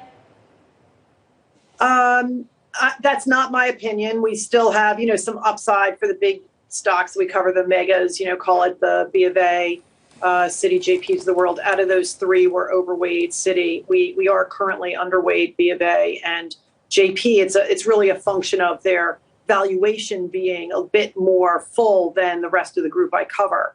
But there still is upside for the names. Now, importantly, what do we have in our outlook here? We've got 2 rate hikes in 23.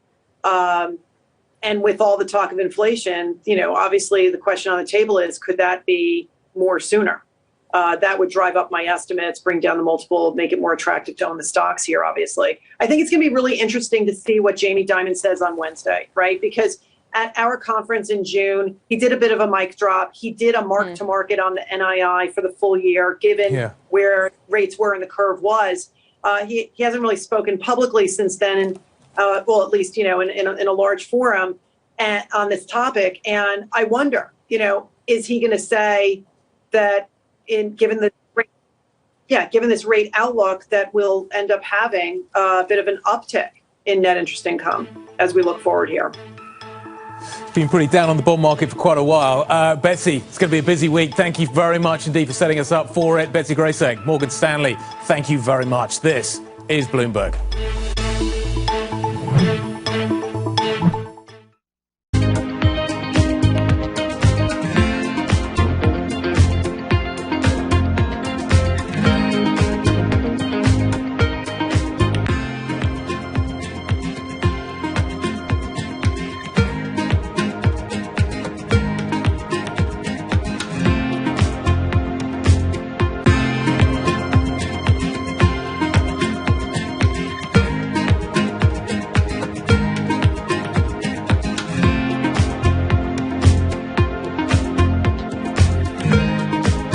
What did you think at the low point of the Greek economic debacle? What were you thinking about to make Greece recover as it has? Well, Tom, we took over in July 2019 with a very clear mandate to make the economy grow again. We were hit by the pandemic, but we still managed to implement very significant reforms. And I think we used the fiscal room that was available to us to support the real economy. We're very encouraged by the recent data. The economy grew 16.2% in the second quarter of this year. We revised our forecasts upward to 5.9%, and this may be a pessimistic forecast for 2021. We see lots of interest for foreign direct investment by American companies, European companies. We're making big progress in digitizing the state. We have a very ambitious green transition plan. And overall, I think the mood in the country after 10 years of crisis has significantly changed.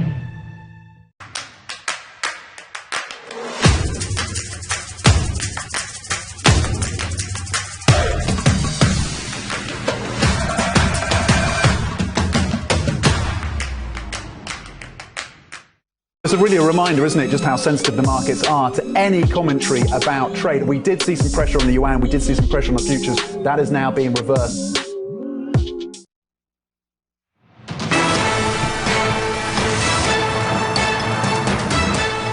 All right, we got energy moving higher here, but heavy trading in the U.S. Coming up, there's still a lot to get through here. We got the IMF on Monday and World Bank annual meetings. They're going to begin, so definitely watch that. What the leadership's going to look like at the IMF, I feel like, is definitely in question now. Plus Tuesday, the IMF economic outlook. And my personal favorite, William Shatner is going to go into space with Blue Origin. I feel like, to me, that's going to be the biggest deal next week. There's going to be a lot of Star Trek jokes next week, aren't there? So many. I have to brush up. Also, no, I think I'm going to spend my weekend kind of thinking of all the decent quotes and the decent jokes. Yeah. I think that's a good call. We've got haven't we got minutes from the FOMC next week? That should be interesting in terms of the insight that we're going to get. It's a bit rear-view mirror, but nevertheless, post-payroll. As we've just been hearing from Betsy Gracek, JP Morgan, obviously that's going to be a firm focus. The bank story really going to be interesting next week, I think. We've got earnings from Bank of America as well. We've got Morgan Stanley, we've got Citi, we've got Wells. It's going to be a big banks week. Friday, Goldman Sachs, plus retail sales. We'll find out what Alex has been up to, basically. I'm buying stuff. I'm definitely buying stuff again. But now I'm thinking Christmas. Buy stuff now, stockpile for Christmas. Yeah. Anyway, so that wraps it up for me and Guy this week on Bloomberg Television. Coming up, Constance Hunter, KPMG chief economist, joins Balance of Power with David Weston on Bloomberg Television and radio. Guy and I are headed to radio, DAB Digital Radio, the cable. Check it out. This is Bloomberg.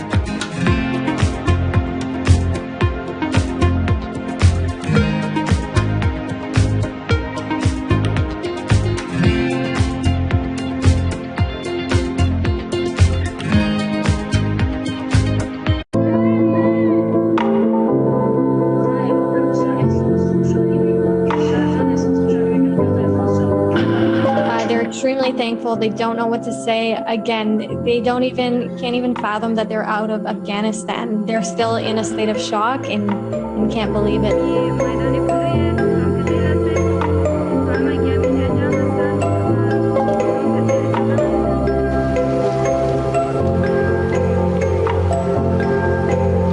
What we have built through this process is essentially a mechanism for getting oppressed women and girls out of Afghanistan.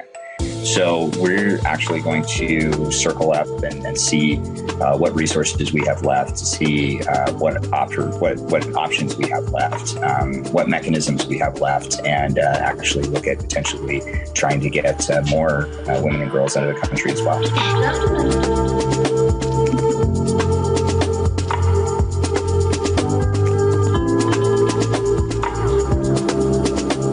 We've been through a lot, us as a team. I know sleepless nights, but you know what? There's nothing more satisfying than knowing that you've saved many lives, and will continue to support these girls on their missions.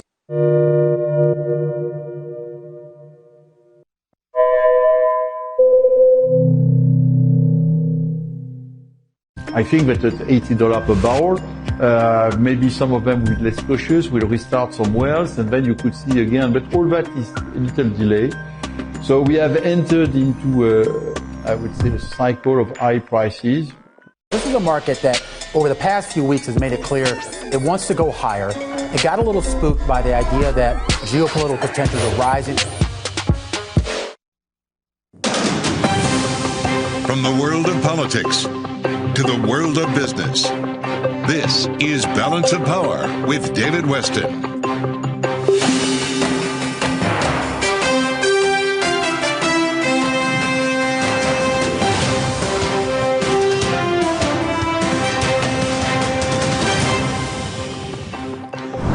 From Bloomberg World Headquarters in New York to our TV and radio audiences worldwide, welcome now to Balance of Power. The big news of the day, of course, has been the question of U.S. jobs numbers, which came in rather disappointing, I think it's fair to say. I want to bring in my colleague now, Bloomberg's Michael McKee. He's our international economics and policy correspondent. So disappointing numbers, but some people say there's underlying strength behind them.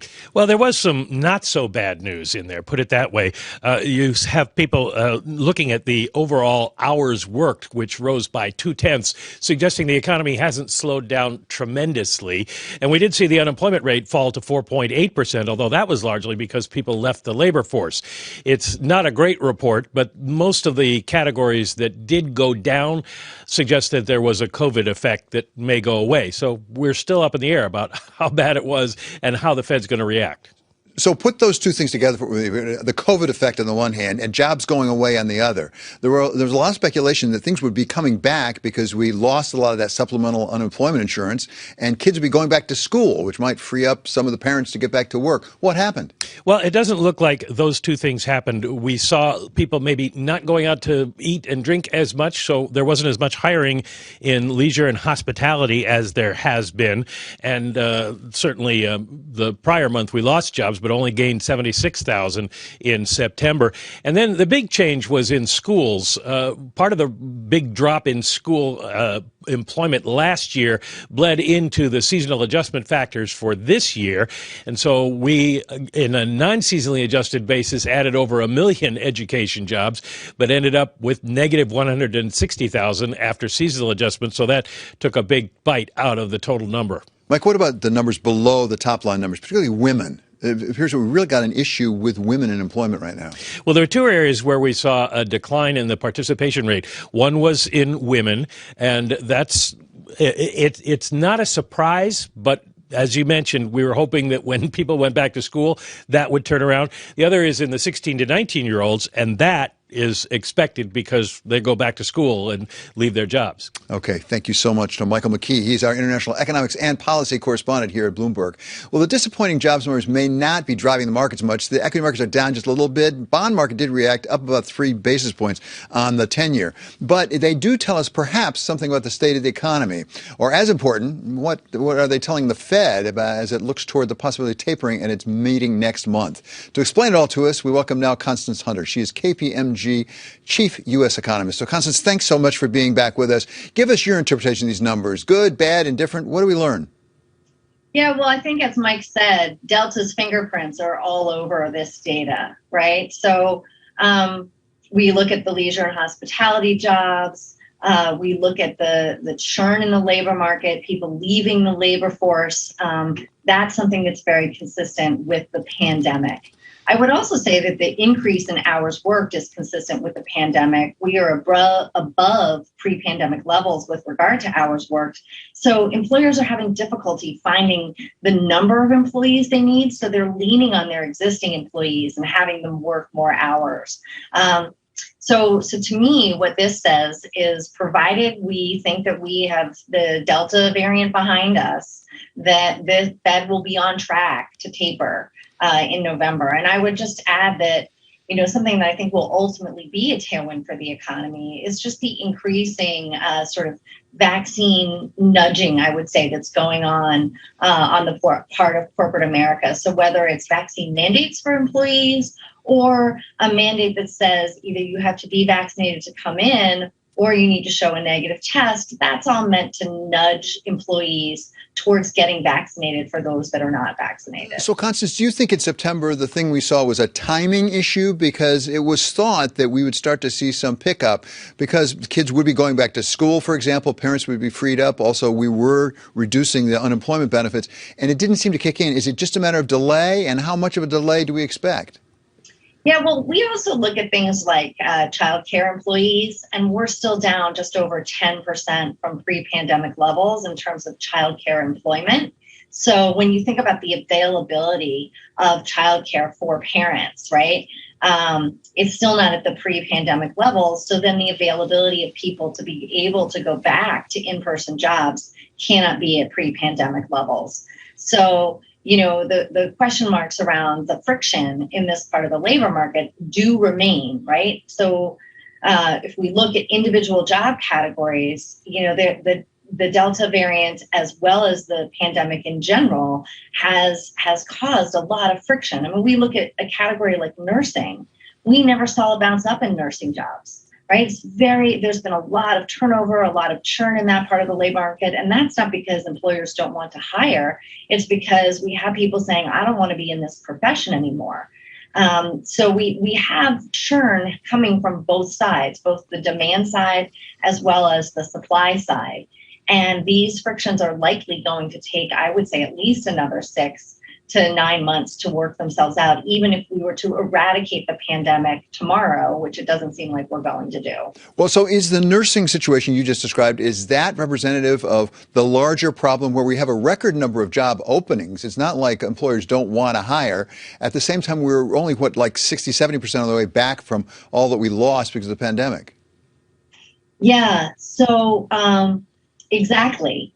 And we have this mismatch going on, and we know from survey data that people are choosing to make changes with regard to their jobs. So whether it's people that have the option to work from home, being resistant to coming back to the office. We also have people who say, you know what, I don't want to work at home anymore. Please bring me back to the office, right? So people are sort of self-sorting and looking to make changes based on what's happening with their preferences and their employer.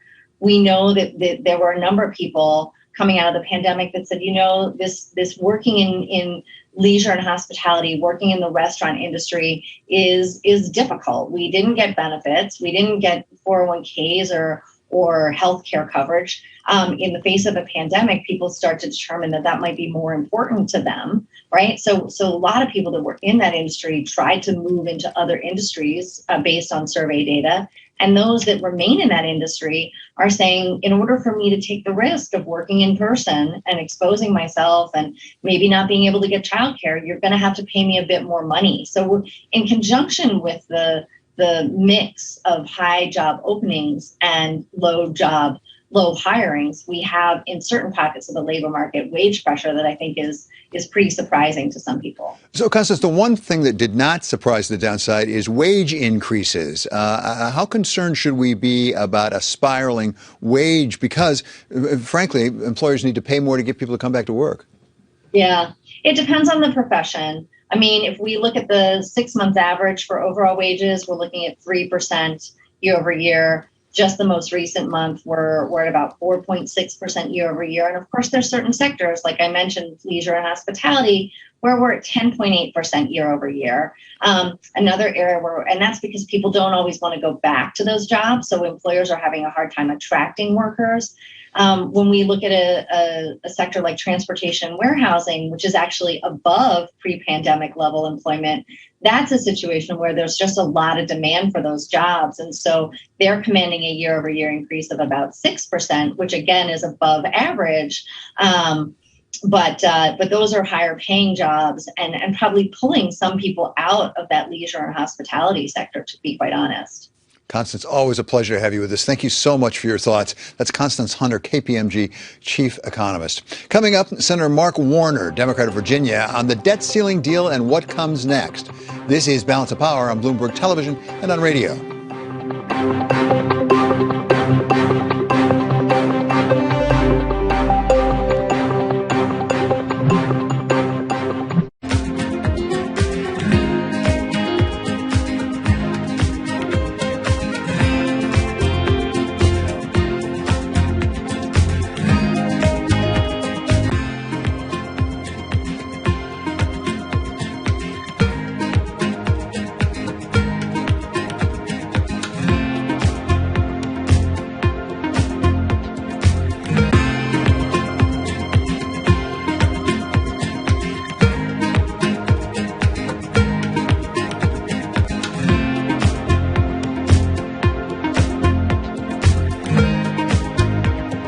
Trading revenues coming in better than expected. Everything. Cash, $1.4 trillion of cash. One of the most notable aspects of this report that was stellar.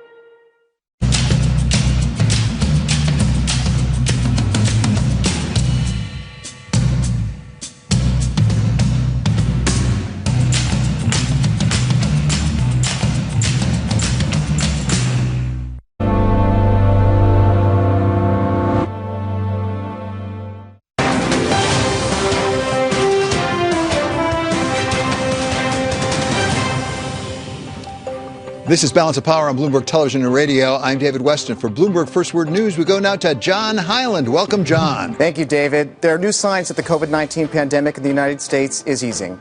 The average 7-day U.S. cases dropped below 100,000 for the first time since August.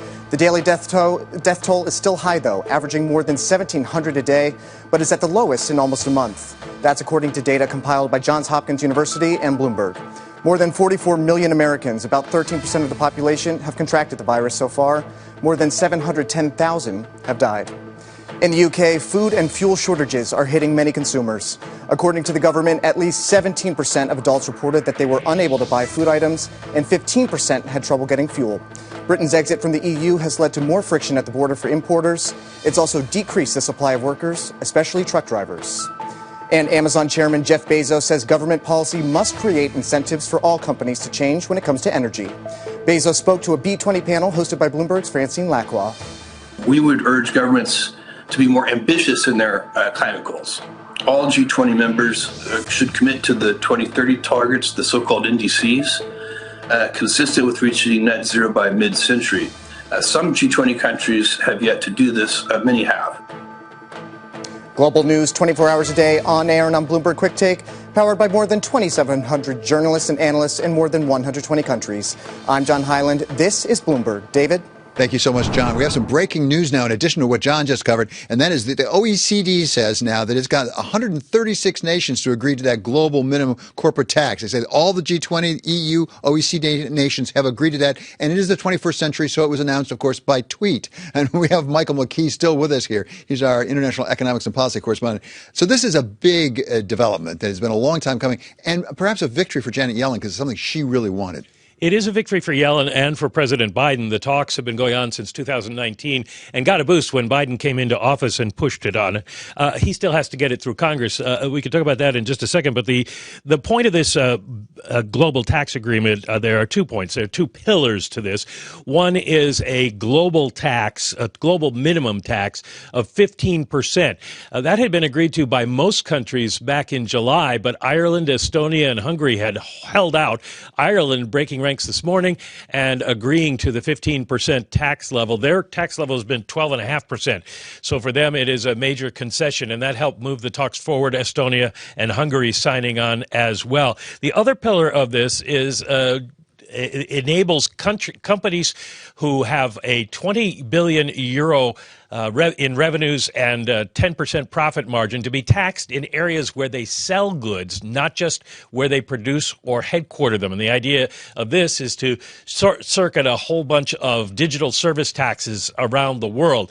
Now, the U.S. may lose some money on that if it is not properly, if the taxes aren't properly applied, and that may make it difficult for it to get through Congress. Okay, thank you so much to Bloomberg's Michael McKee. We want to turn now to Senator Mark Warner. He's Democrat of Virginia, chairman of the Intelligence Committee. So, Senator, we had already a lot of things to talk to you about, including the debt ceiling, Taiwan, Facebook. But let's start with this most recent news, this announcement of the OECD. What effect does that have actually in the legislative process up on Capitol Hill? Because one of the complaints from a lot of Republicans was we wouldn't be competitive as U.S. companies. Does this take that sting away a bit? I think it does, David, and I think this is long overdue. We've seen countries arbitrage their tax rates for a number of years. One of my critiques of the Republican tax cut in 2017, it lowered the effective rate way below our 21% lowest of all OECD nations for a corporate rate. It lowered the so-called guilty international rate to 10.5%, bringing this up to 15% for all first world nations. I think is a step in the right direction. It will end also, one of the things we have to grapple with is ending putting intellectual property in a low tax regime like Ireland and putting your investment in factories in a higher tax regime like Germany. One of the things we're trying to work through on these international rates is that inability to play the system. This across the board 15% minimum, I think, is a step in the right direction. Frankly, more tax fairness, not just in America, but for all industrial countries around the world. A step in the right direction, as you say, potentially a big step if we take the step. As I recall, there's a little issue about getting it through Congress. Doesn't there need to be legislation? What are the prospects? There does. And unfortunately, this legislation is going to be simply carried by the Democrats.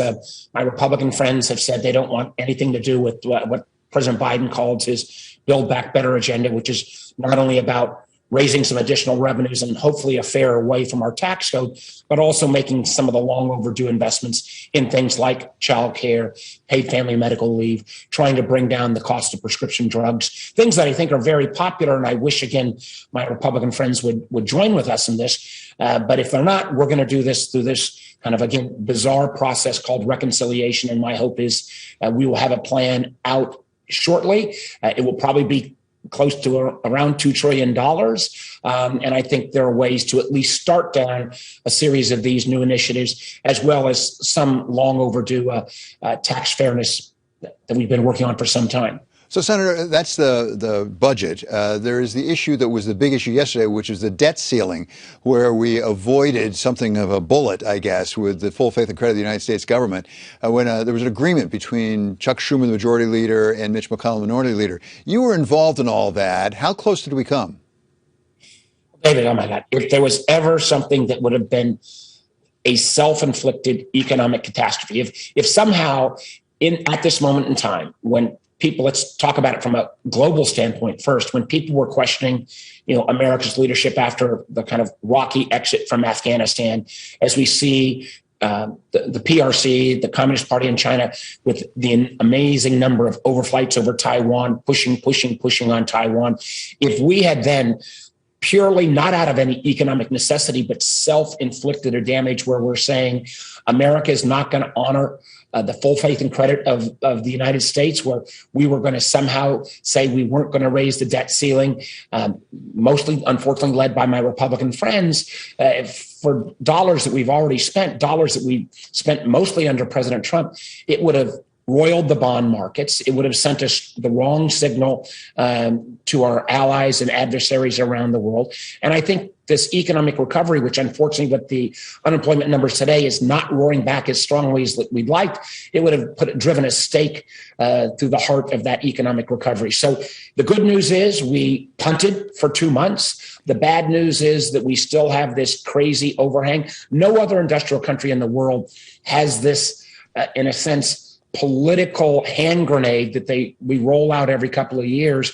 Every other country, if you appropriate dollars, that's the control you have over how you spend or not. This arbitrary debt ceiling process, I think we ought to get rid of entirely. And one of the things I've been talking to my Republican friends about is, let's go ahead and have one more fight, but then let's extend the debt ceiling till after the next congressional election and say at that point, let's get rid of it. Because, we don't know after the next election who's going to be in charge, Democrats or Republicans. Both sides have used this tool in political gamesmanship. And the best thing we could do for our country in terms of removing at least one crazy action that Congress couldn't inflict on our economy going forward is let's get rid of the debt ceiling once and for all. And then hold us accountable on how we spend dollars. If you don't like the way we're spending, fire us, but don't put this political gamesmanship tool, this literally hand grenade that you can pull the pin on anytime in the process. Let's talk about something you just mentioned, which is Taiwan and some of the Chinese activity over right in neighboring Taiwan. As I understand, it's not technically Taiwanese airspace, but right adjacent to it.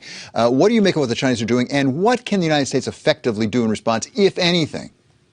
Well, one of the things that we've seen is a very, very aggressive China over the last number of years, not only vis-a-vis Taiwan, but we've seen China move extraordinarily aggressively in areas where, frankly, we in America and the West have been leaders in technology investments. 5G, I was an old telecom guy, as you know. They are, with Huawei, are leading the world in 5G. What they're doing in terms of enormous investments in semiconductors, what they're doing in terms of artificial intelligence, quantum computing. This is an aggressive PRC unlike anything we've seen in our lifetime. And when I speak about China, I think it's really important to always make the point that our beef is with the Communist Party of China and Xi Jinping's leadership. It's not with the Chinese people. And this is not a dog whistle for, kind of bias against Asian Americans, Chinese Americans, or the